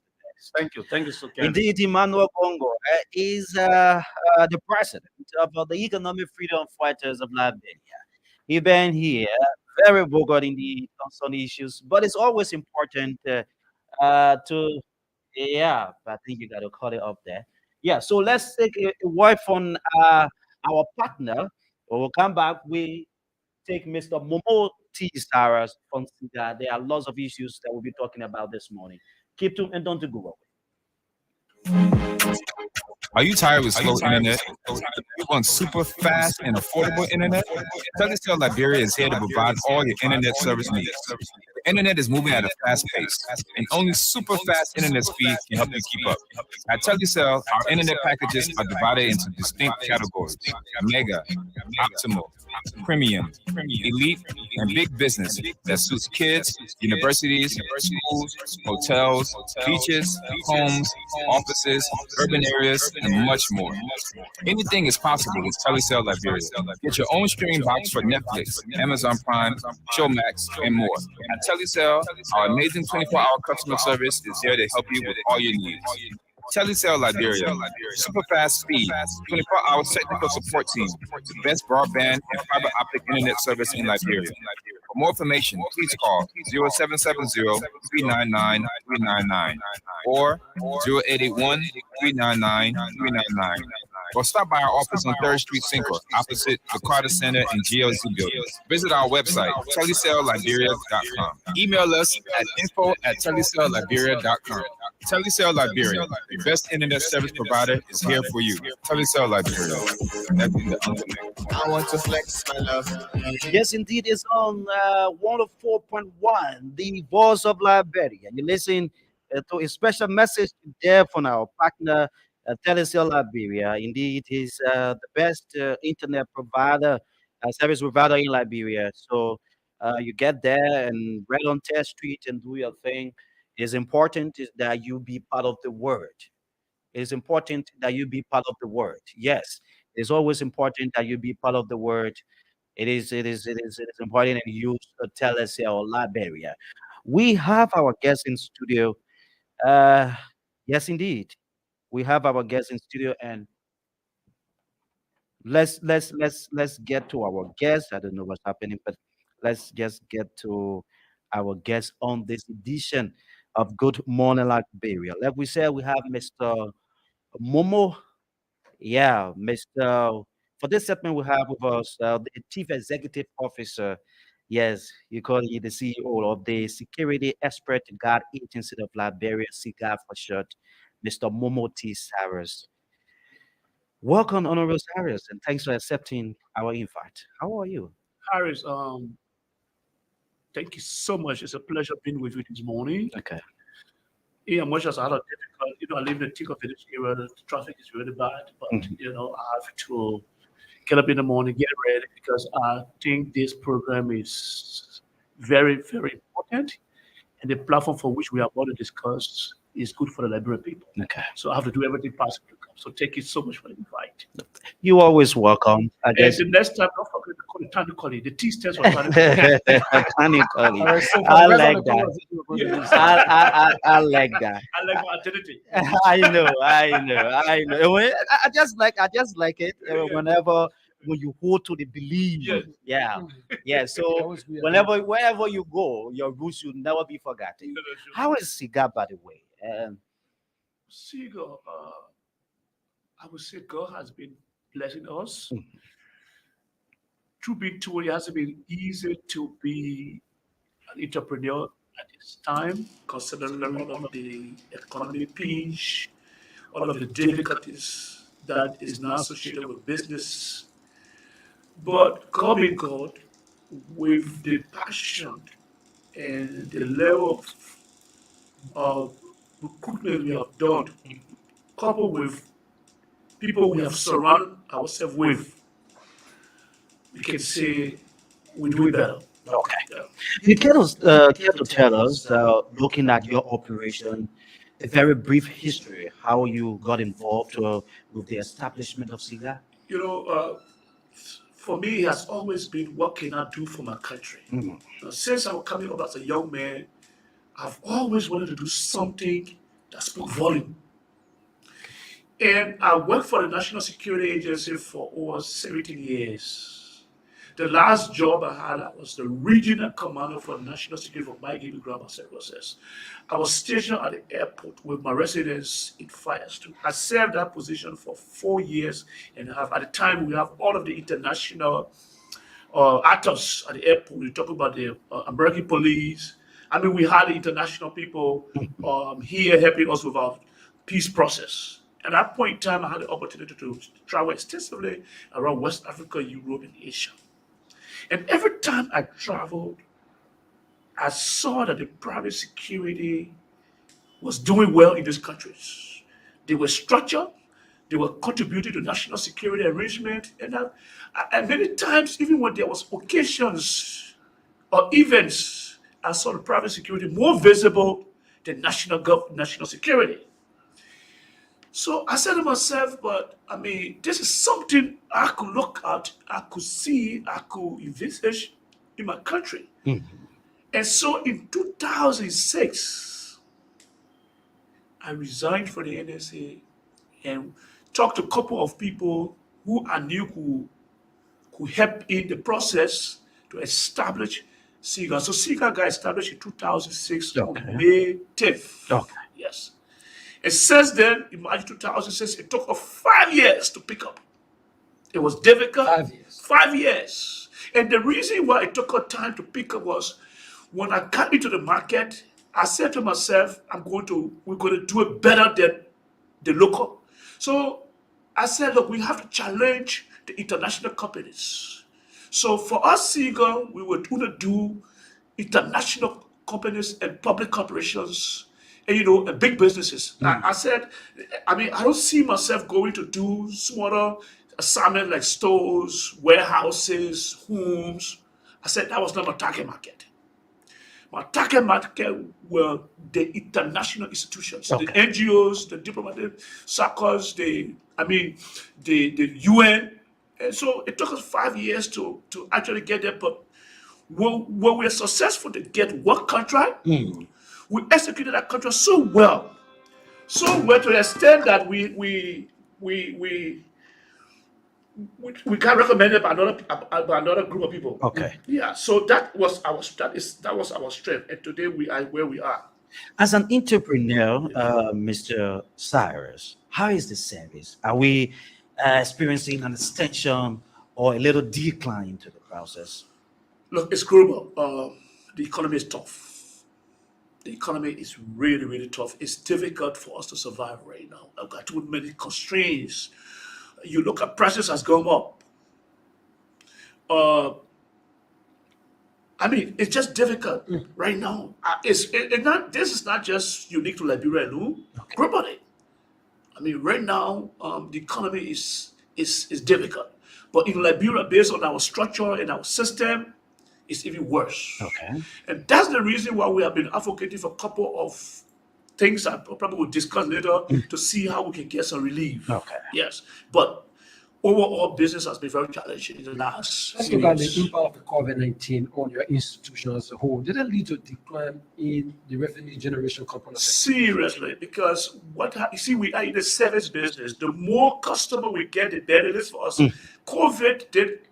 What COVID did was that a lot of institutions closed down, and as those institutions closed down, we were asked to shut down, operations. So, and of course, you lose revenue if you shut down your operations because the more people you deploy in the service we are in, the more money you make. So, Okay. so our manpower declines so sharply during the COVID time. So yes, we lost a lot of revenue during the COVID.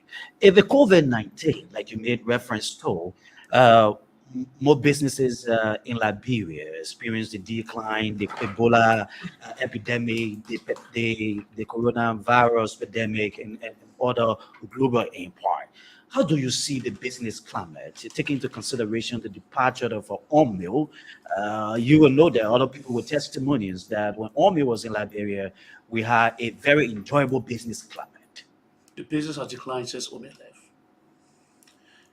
Uh, this is the disadvantage. While we are which is good that we are going towards peace, and the international community has seen us to be stable, and we are mature enough to maintain our peace. A lot of those institutions that were here helping us was giving us enough business. Okay. The OMIL, the NGOs that was here. But as it depart, the business is declining. The good thing is we are enjoying peace based on their intervention. But the bad thing is that departure has brought a serious decline into our revenue. So the departure of OMIL and other international stakeholders has got an impact because what we are into is providing services for international organizations, NGOs, and multinationals. So if they depart, of course the business will decline. And like I said, your numbers matters. The more number you get in terms of manpower deployment, the better it is for you. So those factors have led to us having decrease in our manpower deployment. How critical is the private security sector? You Profit, control profit. critical Okay. is the private security sector toward the maintenance of law and order in Liberia. It's the private security. That's why I went there, and I've been there for 17 years, and I have a very strong passion of being there. And there's two reasons why. Firstly, it's a very good sector. It has financial potential. It has the potential to grow. And secondly, it helps national security to maintain peace. That's two reasons why I'm in the industry. Okay. The monetary aspect, the business aspect, which is good, depending on what the condition looks like. And the other aspect is that it helps government maintain peace because without peace, you can't make profit. Okay. Without peace, you can't have business. So the fact that the private security for which we have been discussing over the years supposed to be a partner to national security in the maintenance of peace. For us who have been part of national security before and now have transitioned to private security, we see that as an opportunity for us to serve in another direction. On the other side, of course, it's a good business to do. Okay. Let's examine your relationship with the state securities. Do you sometimes share intelligence with both sides to help maintain the peace in the country? Well, I happen to be a very good friend to almost all of the national securities head because I was in the place, I was in the industry, or I was in the sector for over 17 years, and I did my part. When I was there, I was respected. I did my part for the country. I have a very good relationship. Okay. Yes, we shared information, intelligence on a personal one-on-one basis, but for us, it's not enough. There must be a structure that should be placed so that we can be able to help government intelligence sharing. Like I've always said, we need to build. We need to build that relationship. We need to build the process. We need to build that channel, for which it's not just me, Cyrus, who have had an opportunity to know more of the national security actors. What's about somebody out there who has not had opportunity, don't know Unit 100 number, don't know Unit 200 number, don't know Unit 300 number, don't know Unit whatever it is, right? How do they share the information? So we are seeing to our national security partners, it's now overdue for us to sit and have a conversation about this, build a solid relationship. It's not just the relationship with Cyrus and the national security, the relationship with the private security institutions and the national security. Okay. The last time you talked about institutionalizing private security institutions in our country, it comes with lots of responsibilities, challenges, and I think if I want to buy that idea, it places institutions, private security institutions, to be systematic and so forth. I want you to expand a bit on that statement the last time. Thank you so much. And I hope that people who are policymakers and stakeholders are listening and can take cue from what I'm saying. I have been, because I love this institution so much, because I love this sector so much, it's so dear to me, I'm so passionate about it. I travel extensively just to look at other countries' system. I've traveled to East Africa, I've traveled to North Africa, I've traveled to South Africa, studying the private security institutions in those countries. In the last few months, the last country I visited was Kigali and that of Kenya, just in the last 2 months. And many a times when I go, of course, I also go discussing relationship with partners, but I use the opportunity to talk to private security institutions and their bodies.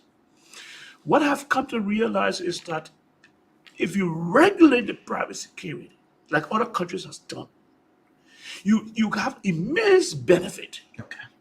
And look, there are four factors, there are four actors that benefit from the private security arrangement. One is the institution, that is the private security institute themselves. Two is the very guy that we deploy, the employees, and I will explain why.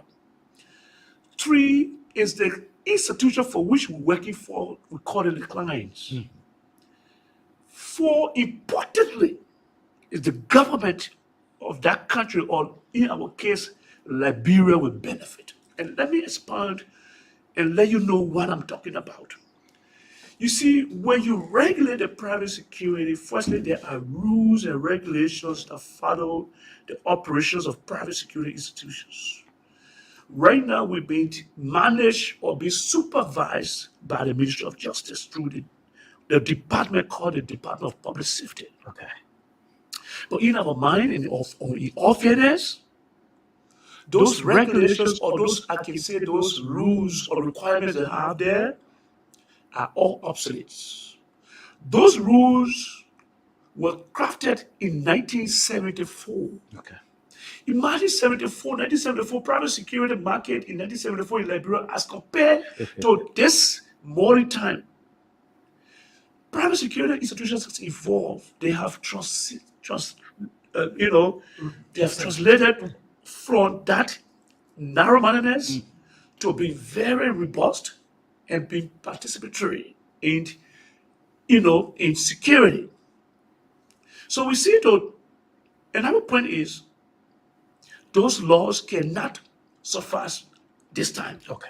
We need to change it. We need to relook at it. We need to sit around the table and see how we can trigger them to a present day reality. So when we have the regulatory body, they will look at all the rules, look at other countries, what other countries are doing, and we can be able to structure a modernized rule that will help us grow. So the private security institutions will have those rules. Let's take, for instance, pricing. Right now, there is no set price depending on the sector or on the type of service you run. The client decides what to give you. There could be a bit of tenant process. Maybe let's take, for instance, an institution like an institution's voice of Liberia decides to tender the security. Well, if we tender and somebody say, look, I need $400, another person say I need $300, another person say I need $250, another person say you need 125 or 150, you probably go for the 125, 150 because it's the lowest. But what happens is that the guys who are working for you here will feel the pinch because they're going to take a low salary with no money, with no impact in their homes, right? So we are saying no. Let's regulate the private security, and that with the regulation we can have prices, we can have price structure. If for example in the mining sector, this is what you pay when you're in the mining sector. When you're in NGOs, this is what you pay when you're working for the NGO. When you're in government or maybe public corporation like FPRC, maybe telecom, whatever it is, you pay this, right? If you are in the diplomatic circle, you pay this. Those kind of regulations will help the private security be able to grow. That's the second thing about it is that when those rules are spelled out and the regulations are being exercised, now what will happen is that the guy's salary is going to go up because if the guy is working for a particular industry, he knows that this is his salary is going to be cleared. If you're working for the mining company, this is your salary. You can either go up or you can go below. It's a minimum wage you take there. If you're working for the diplomatic circle, this is a minimum wage. This is what you get. This is what the company get. This is what you get. Those kind of regulations will work. Now, what happened is that if a company you charge the company that amount of money, you are compelled to provide a service. So then the companies benefit from the service because if you pay a security company a lower amount, you don't expect an efficient work. You can't pay somebody $125 or $150. You expect, something better. You will always find issues because they don't have the capacity. They are underpaid. They are underpaid, so to speak. They don't have the capacity.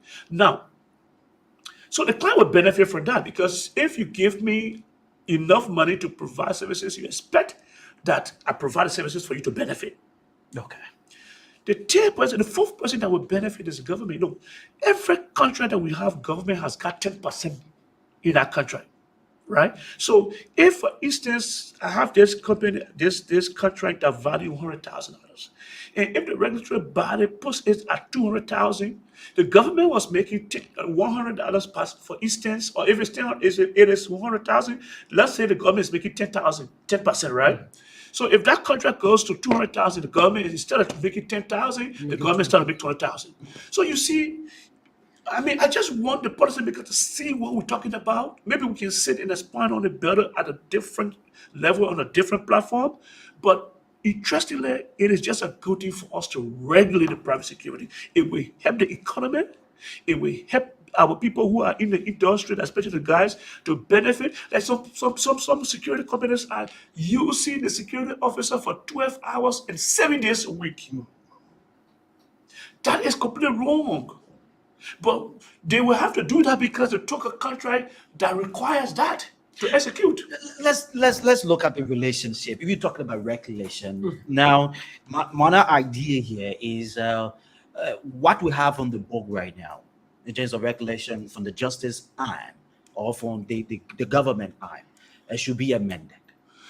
Well, firstly, the private security is being flooded with people who do not have the requisite ability to do that. Okay. One rules that say before you open a private security company, you must have kind of security knowledge. You must have graduated from the police academy or an equivalent institution. That is not happening right now.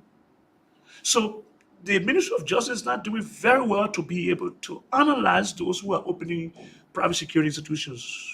What do you want? You want for the Ministry of Justice to still regulate, or you want for private security, the institutions themselves? Look, I want us to take that whole portion of private security monitoring from the Justice Ministry, DPS, and have a regulatory body where we have commissioners. setting and running the day-to-day activities of the private security. And people talk about budgetary allotment. The private security are very capable enough of providing the fundings to run the institution based on taxation and some level You might of. be in the capacity Yeah, as you a might be. CEO of Cigar. Look, if you open a private security, you are making a profit, right? And part of the profit goes towards maintaining the regulatory body. So the issue of running it, the financial aspect, is wouldn't be a problem if we put in the necessary mechanism and structure. Okay, for example, I'm the CEO of Seagulls. I wouldn't expect to pay because what we try to do is we look at the security company based on categories, right? And would have like the Ministry of Public Works does that with an issue of construction company category A, B, and C, Mm. right? For us, who are the big ones, could be category A, A. which we will be obliged to pay a certain amount of fees based on our size. And we got some other private security that will be in B. They'll pay based on their size, and we'll have other private security that will be in C. So the regulatory body will look at your strength, will look at your size, and be able to levy a fee that you will pay based on your size. Okay. So you don't expect to pay for SIGA to pay just as one P. Let's suggest let's say PSS, Mm. right? It's a company private company called PSS. You cannot expect us to pay the seed money. They are for low capacity. We have high capacity. So that would be the work of the private security the regulatory body Okay. to analyze your strength, your ability, the kind of contract you have, and will be able to levy fees that you pay towards I towards know, the I know, regulatory body. I know days of posts you are calling for. You don't just want it to be a cigar thing. You want it No. to be a store for the entire private security sector. What are those I'm saying you have begun discussion with, especially within the private sector, other CEOs you have decided to share the ideas to. I mean, what are they saying to you as well? Look, I am speaking in the capacity of the acting president for the Liberian Private Security Association. This is the core of the private security institutions. The private security institutions have been I mean, they are feeling the pinch of this lack of regulation. This is a call from the private sector. I'm not talking about it because of SIGA as an institution, right? Mm. I'm advocating on behalf of the private security companies in Liberia. And you heard I said category A, B, and C. So it means that I am even advocating for the ones that are minimum over there, the little ones that are just trying to grow.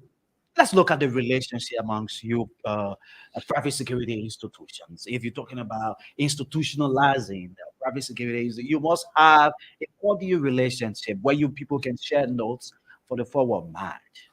The private security companies are very organized and fair. They have a very good relationship.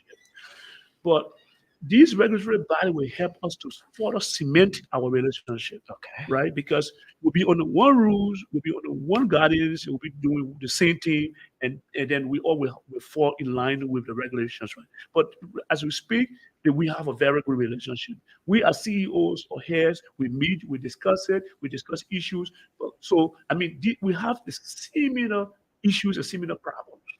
What is the fear of Mr. Cyrus ahead of the 2023 general and presidential elections? There are people. You go to politics now? No, in terms of regulating the Okay. private sector, Okay. you listen to Representative Yeke Koluba. Okay. You said you have about 300 batons to protect political or opposition political leaders.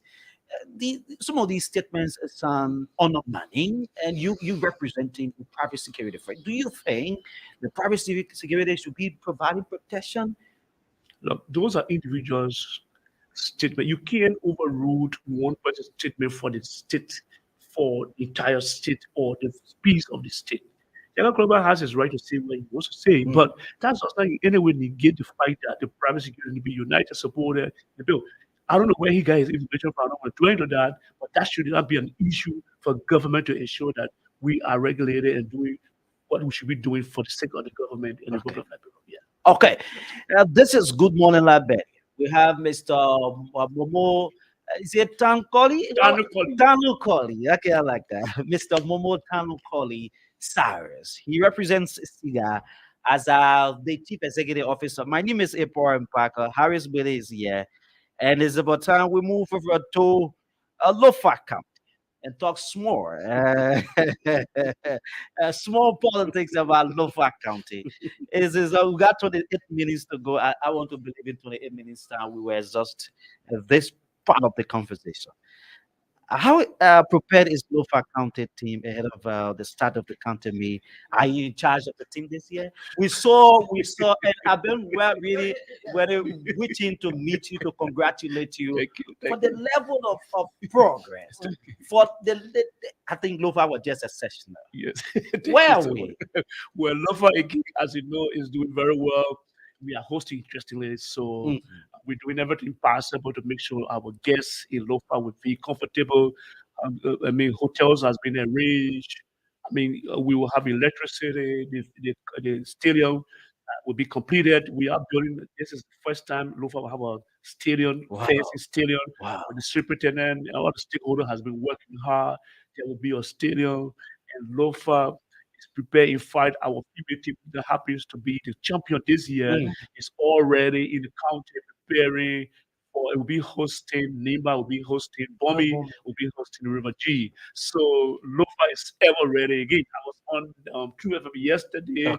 calling all Lofis to look at this as a unifying force, to seal the football as something that we all need to participate and support. It has nothing to do with politics. It has nothing to do with tribe. Let's do this for Lofa. We did it yesterday. We'll do it today. Interestingly, as I resigned last year from the chairperson, Mm. but the superintendent was trying to find somebody to take charge. But over 2 months, he couldn't find somebody to actually come and step over to take charge of the steering committee. The Lofa Canopy resolved to come back to me to Mm. ask me to steer. Because of the impact. So I like, you know what? So far it has to do with service Mm. and it has to do with Lofa.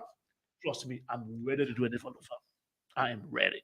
Let me say, part of what he did for Lupa, I'm saying for the county, people expect that during this gone 2020, during this gone by election, the people of Lupa should pay you for what you did, but instead the case was different. Do you believe so? Well, no, and I keep seeing to people that I was very happy coming off the elections. Look, I took part in the election just 3 months. Mm. So I mean, I decided through consultations and plead, people have decided to participate just 3 months. And I've said to myself, I've amassed the number that I got.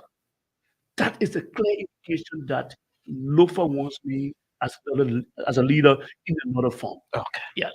So I mean, the process is ongoing, and the fact that just 3 months and we were able to get the number we got, I mean, it was good for us. And I you were follow, I follow, I uh, follow on a recent development on social media. I don't know how confirmed it is that the girls of Lupa are on campus. Part of that, you gave each of the players 25 United States dollars with a half back of right.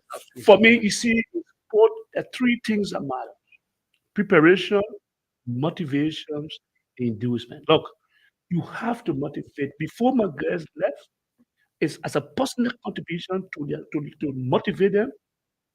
We gave them a 25 kg bag of rice at 25 years old, like to say, this is for the chairman. I need my cup back. mm. I need you to maintain and retain the cup. This is what I'm giving you. And I mean, other things are mattering. This is just a little thing we have done.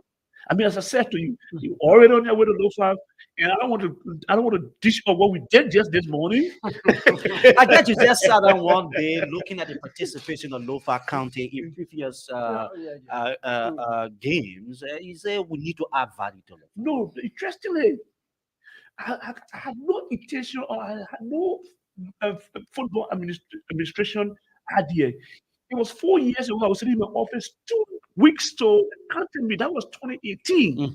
when I received a letter from the county superintendent and the mayor and the development superintendent delivered to me just 2 weeks to the election to the game.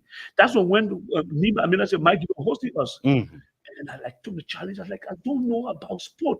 But anyway, I said, if it has to be for local county, I will definitely do it. And that's how we took the matter of sport 2018. The first year we took, the Mato, we came to quarterfinals. The second year, we came to semi-final. If I were the best team, was certificated by the Ministry of Youth Affairs as the best team. The third year, I took it. First time in the history of Norfolk County since 1964, through the collective work of all of the citizens. And what we did was we went out, irrespective of where you came from. We went out and talked to people. We said, look, this is about Lofa, and people came on board. We did it together. We gave Lofa County the first cup. Last year, we won the kickball. Right. So under our administration and under our leadership, Lofa has won. Is that togetherness still there? Togetherness is there. And Lofa is going to return and take the trophy for Nimba. We are hoping to do that. Okay. Let's move on, Mr. Cyrus. Let's look at some political stuff and things. Are you still having an ambition, a political ambition, to contest in 2020? Look, I mean, you see, gentlemen, for me, it's not about me. It's not about Cyrus. It's about the county. I'm willing to do anything for the county, even if it has to do with my resources, my job, my talents, and everything. I'm willing. If the people of Lofa ask me to contest again, I will contest. Look, everything I do is about serving my people. So the determination of me going back to recontest, it lies in the people of Lofa. If the people of Lofa decide, as Mr. Cyrus, yes, we want you back as our senator or whatever capacity, trust me, I will do that. You must first make up your mind. Sometimes the people can call you, but your Yeah. intention is not joined to that. Listen to me. Because politics is expensive. Listen to me. I'm not even worried about the cost. I'm worried about the intent in serving my people. If my people wants me to contest, I will contest. If my people say, Mr. Cyrus, sit down, it's all about my people. What do you want to be, Senator, if you were to be petitioned to be called upon by your people, like you continue to say? Well, you see, if you look at me, let's just go to the sport and before my business. I'm one person who believe in making sure that we elevate. When I took over the sport, like you just said, Norfolk County probably was not considered as a county that people were fearing when it comes to sport. Right now, if Norfolk County is in the zone, that zone is focusing on Norfolk County. Probably it's 2 years of leadership, relationship we build with all of the stakeholders and where we are right now. Even with my institution, I just told you we started 2016, right? 2006, right? Today we are the biggest, one of the biggest in the market. If I have to be elected to go to serve my county, the narrative will change. We will do our best again in relationship with other stakeholders to impact Norfolk. We will carry our experience, we carry our expertise, we carry our network. You know, I've always said politics is not about, and I think when people in the legislature, it's not about the money they make over there, it's about your lobbying power abroad. Okay. It's your connection abroad. How do you go and lobby for your people and bring back dividends? I think we have the skills and ability to do that. We have got strong network, both internal and external, to ensure that when we get elected in Lofa politics, we definitely give back. The current Lofa we see, is this a Lofa you want? No, Is this a Lofa you see? no. Honestly, no. Lofa is lacking behind.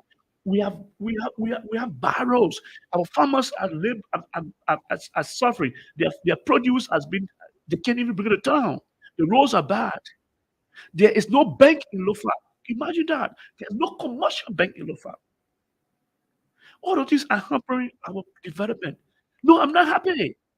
I am not happy the way Lofa is right now. It boils my blood when I see Lofa the way it is. And meanwhile, we have got very important people in government, both local and external, international. I mean, we just need to go back as Lofians. You know, and I've always made reference to Nima. I'll be honest about that. Okay. The people of Nima goes back. They go back.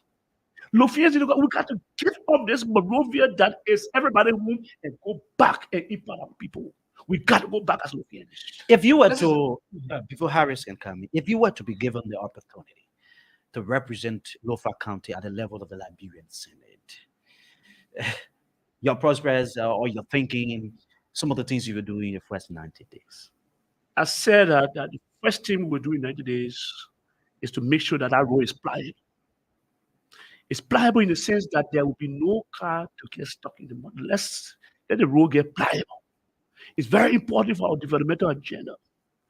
The second thing we'll do, we will call a unity conference because without unity, development is just not possible. So we'll call a unity conference. Let us forget about everything. When it comes to Lofa, let's discuss Lofa. We all have got our own political differences, but let's look at Lofa as our common denominator. You take the blame that Lofa is not developed today. No, if I take the blame, every Lofa should take the blame. Every Lofa is nobody should in any way catch the blame. Yes, we will hold our national leader responsible, but we elected them. So everybody should take the blame of the underdevelopment of Lofa Party, including myself, because we elected our officials. If our officials not do well, of course we elected them. We're supposed to remove them. This is a country that's So the third thing I would do is to make sure that that country has got a commercial bank. Okay. Without commercial bank, how do you expect even the very NGOs that were there helping our people have to pull because they cannot do any financial transaction through banking institutions? I mean, talk about strong banking institutions. We trying to get the rural banks going, which is doing well. But look, we need a full commercial bank that can have the huge international, transfer coming in. This is a country that's produced vice presidents twice. We follow on Ambassador Joseph Walker, Ambassador Harry Monimba, and the rest of I just said to you that forget about those two personalities. Lofa has produced a lot of personalities. So I am seeing Lofa, we are not doing well, including myself. We need to recalibrate and look at Lofa as a different, as a different country, and we all in the next 5 what years. do you think has been the problem? Well, willpower. The willpower. You see, because you can even have money. If you don't have the willpower, it's a problem. The Nigerians have got willpower. To going back home. Do you sometimes wish to be your citizen of Lima? No, I wouldn't buy that. What I do is I learn from them. That's how my life is. I've always learned. And I've always appreciated those who are doing better. Okay. Right? So I can boastfully say that Nima is doing better with a development agenda. That people are going back. If you want to Nima the few days, you go see Flop. You see a hotel, he's expanding. Huge investment. That's my neighbor. Some Lofias even got money more than Floyd Thomas. Are we going back home? I would have decided to stay in Monrovia. Other Limanians would have decided to stay in Monrovia. But they're going back home. Lofians, we need to challenge ourselves and go back home. I tell you, when I was building my home in Lofa, I got a home in Lofa that everybody admire. People say I was wasting money. People kidding me say, why are you wasting money? Why are you building in Lofa? You kidding me? This is where I come from. I want to get back. Today, my home is one of the homes that people refer to when they go to Lofa. I did as an individual. So if about 200 of us can do that in the next 2 years, we have a better country. You have a focus in the first 90 days at the Liberian city as Senator Cyrus. Your first interest is the issue of road construction, road rehabilitation. Now we have this current government trying to work on the road. Gradually, things are like moving. What would you have to say, most especially linking the interest of this government in rural rehabilitation that your county is benefiting? So you see, that's what I told you about networking, right? My position today, my brother, there's a saying that says if you wash your hands, you can eat with the king, right? Cyrus, as a person, has got connection to everybody, including President George Weah. Okay. I can talk to the president one-on-one like this.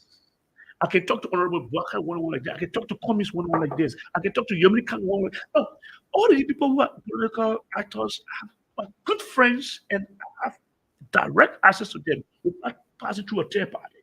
Okay. So if I get elected as a senator, I can use my connection with all parties to make sure look for benefit. Okay. Because I can knock the President Weah's door and it will open. I can knock Ambassador Walker's door, it will open. I can knock Senator Yomi Kanga's door, it will open. I can knock Alexander Cummings' door, it will open. I can knock Belinda door, it will open. I can knock Musa Benedict door will open. I can knock any door in Liberia and open wide for me. Because the way I've lived, my interest and my developmental agenda, my contribution to national security, my contribution to national development.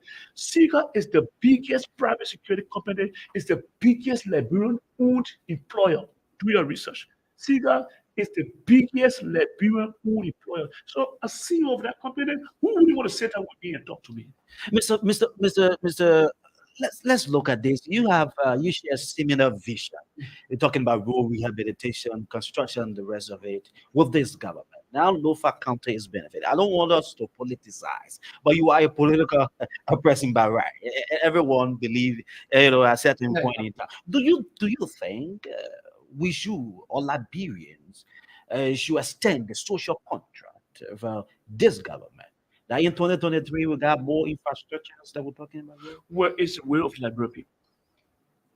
I'll sit here, You are an influential person. the Liberian people has to decide. All we want in this country is peace. And let's maintain the peace. Whoever becomes president in 2023, all we want is peace in our country. The peace that we have had, we have fought for so high, should be maintained and continued. That's all we say.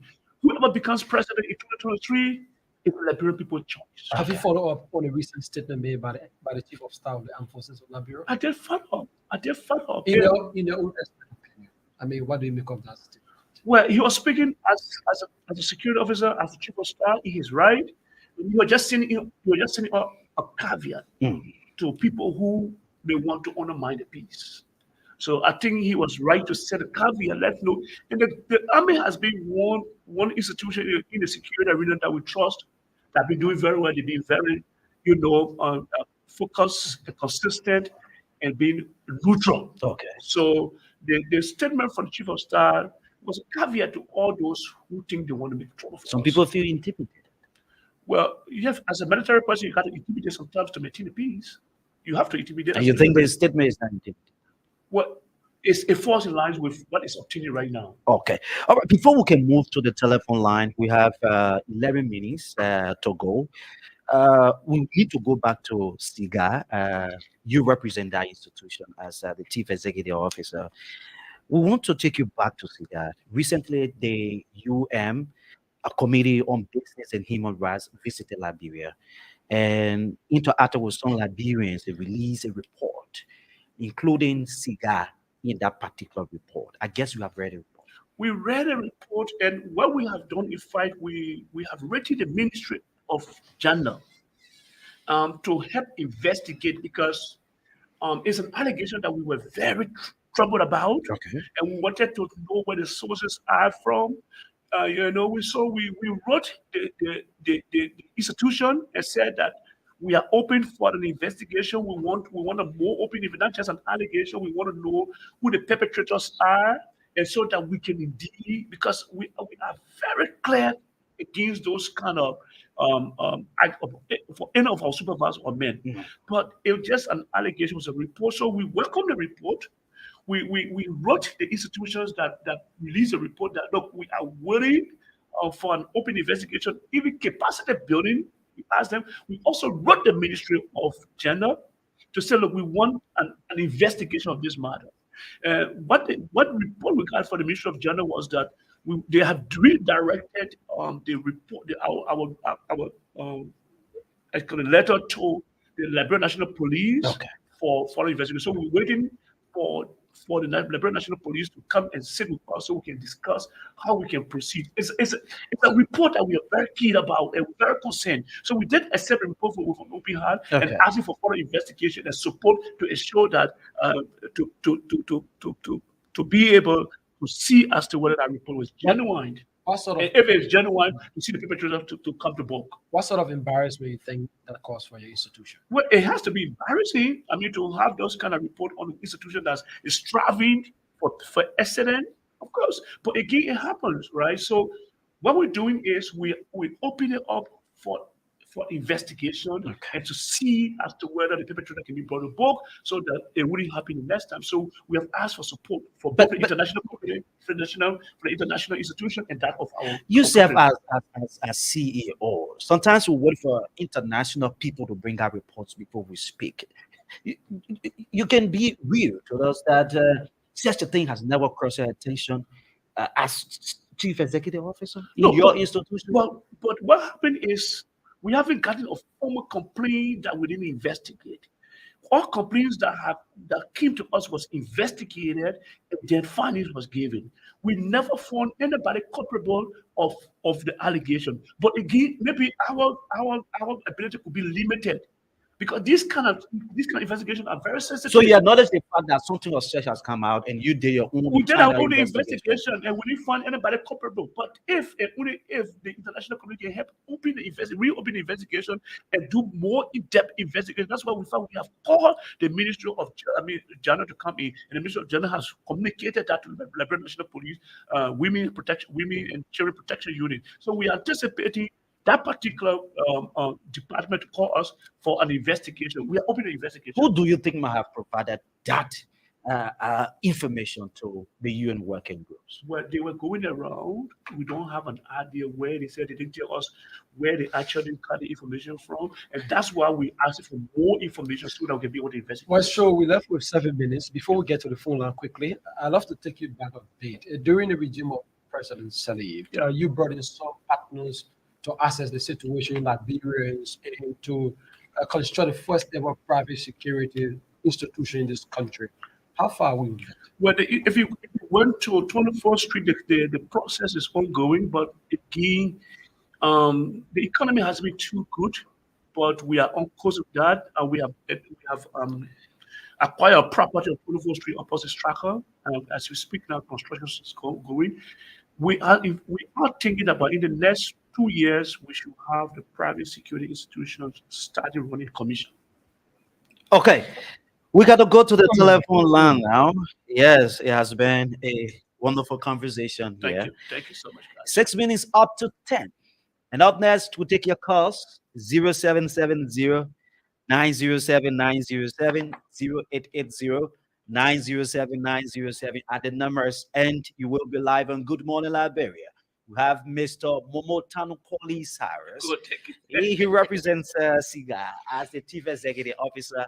Harris will take the calls now. Yeah. Yes. 0770907907 Okay, so I think the other person is out. is out. Mhm. These are the numbers. Call us now. You follow up the conversation, and a very good one. 0770907907 0880907907 adding numbers.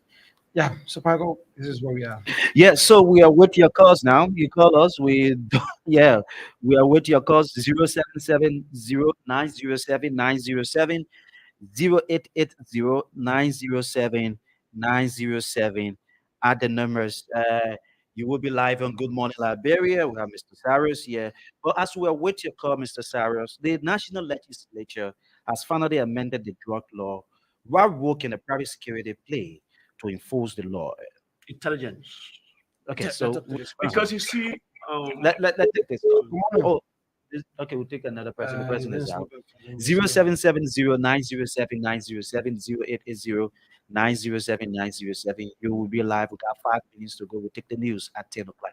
Go ahead, Mr. Cyrus. one way the private security could help national government is through intelligence. You see, the private security are visible to all of these major institutions. If you went to the airport, you got private security. If you went to all the warehouses that house all the drugs that come into the country, they got private security. So if we can connect and work together, private security organizations can provide intelligence to the national security, the drugs enforcement agency, and arrest can be made. And that can be one way we can support the institution there. Good morning. Morning. Yeah, only to you calling for an hour. What's up? Let's hear you quickly. Yeah, I want to thank Mr. Cyrus for all what he's doing for the security. I want to urge him that you should not give up and keep putting smile on the people's face. And I want to thank you for all what you've been doing and you continue to do. Okay, thank you. So we take your calls 0770-907-907-0880-907-907. And the numbers, another person on the side. We talk to this person. Good morning. Yeah, good morning. Good morning. Let's hear you. What's your name? Yeah, this is Dean Felix. I'm calling from Calgary. Let's hear you. Go ahead. Go ahead. Yeah, actually, I just want to appreciate the speakers. Firstly, appreciating for the level of contribution to our society to provide employment for our youth. Another thing on the political sense, I really like the style of politics. The style of politics is not there trying to get involved in negative politics, but in discussing the issues. And all the comments is for the people of Liberia Thank you. in the interest of his country. Good morning. Let's hear you. What's your name? Yeah, good morning. I come here. We okay. What's your name? Where do you join the conversation from? Yeah, my name is Fluman in the Patrick Factory. Go ahead. Let's hear you, Eric. Yes, I would like to appreciate your studio guest because you're not sincere in the process. Senegal learned about this show almost 2 years ago up to learn how to do anything like that. Learn. So in discussing about the economic situation in your country. So in my 12 years, why not do any process there? The man said, I know when your college, your Your college private degree. security college, yes. Yeah, that's a good question. Good morning. Good morning. Let's hear you. I'm Mr. Kawe. I come from the economy. Go ahead. Let's hear you. Yeah. That brother in the studio there, when he talking, our Pambo guy in Liberia, that then the public security and that's sort of problem. What the Pope do in Botswana, the community chairman, the director of security in the community, they can give information to the national police and the community chairman, the government pay there, the security, the government pay there. If we do anything in Botswana, let the people get you. Okay. Because Yeah, we the just first gotta thing, bring in. when you are 10 years old, you go to take the card. We gotta It go. will be in the computer. Okay. So they die no more, and they all no more. You need all people now have your new account. Then you see me. The recommendation, but the people too, they are involved into business. That we gotta go, Mr. Cyrus. Is just 8 seconds to 10. You can just part yes, because there were no too many questions so far to you, Okay, so you could just let me just appreciate you for this platform. And this is a national endeavor. This is a compound campaign that we have started in regular private security. We will expect that you're the journalists to do your own investigative journalism about this, talk to other countries, and let's see how it works so that we can bring back, what other people are doing and benefiting from. So your journalists, I want to challenge you people to go to be a partner in this quest, right? Okay. To check and investigate and see how you people can support the process so Liberia and the private security can benefit as a whole. Thanks for accepting our invite. We wish you all of the best as you move along your private security institution. Thank you. Okay, folks, we gotta go now. Mr. Momo, yeah, Tanu Momo Koli. Tanu Koli. Cyrus has Tanu been our Koli guest. Cyrus has been our guest here on this edition. This is how I would like to leave you. Join us on tomorrow at 7:30.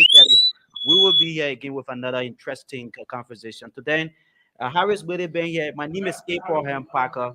Yes, my name is Abraham Parker. This is how I'd like to leave you on this edition of Good Morning Liberia. So we'll take the news coming up very shortly. And thanks for being with us. Those of you who follow the live, thanks so kindly. You're welcome. Join us on tomorrow with another interesting edition. To then, have yourselves a wonderful time. Bye bye.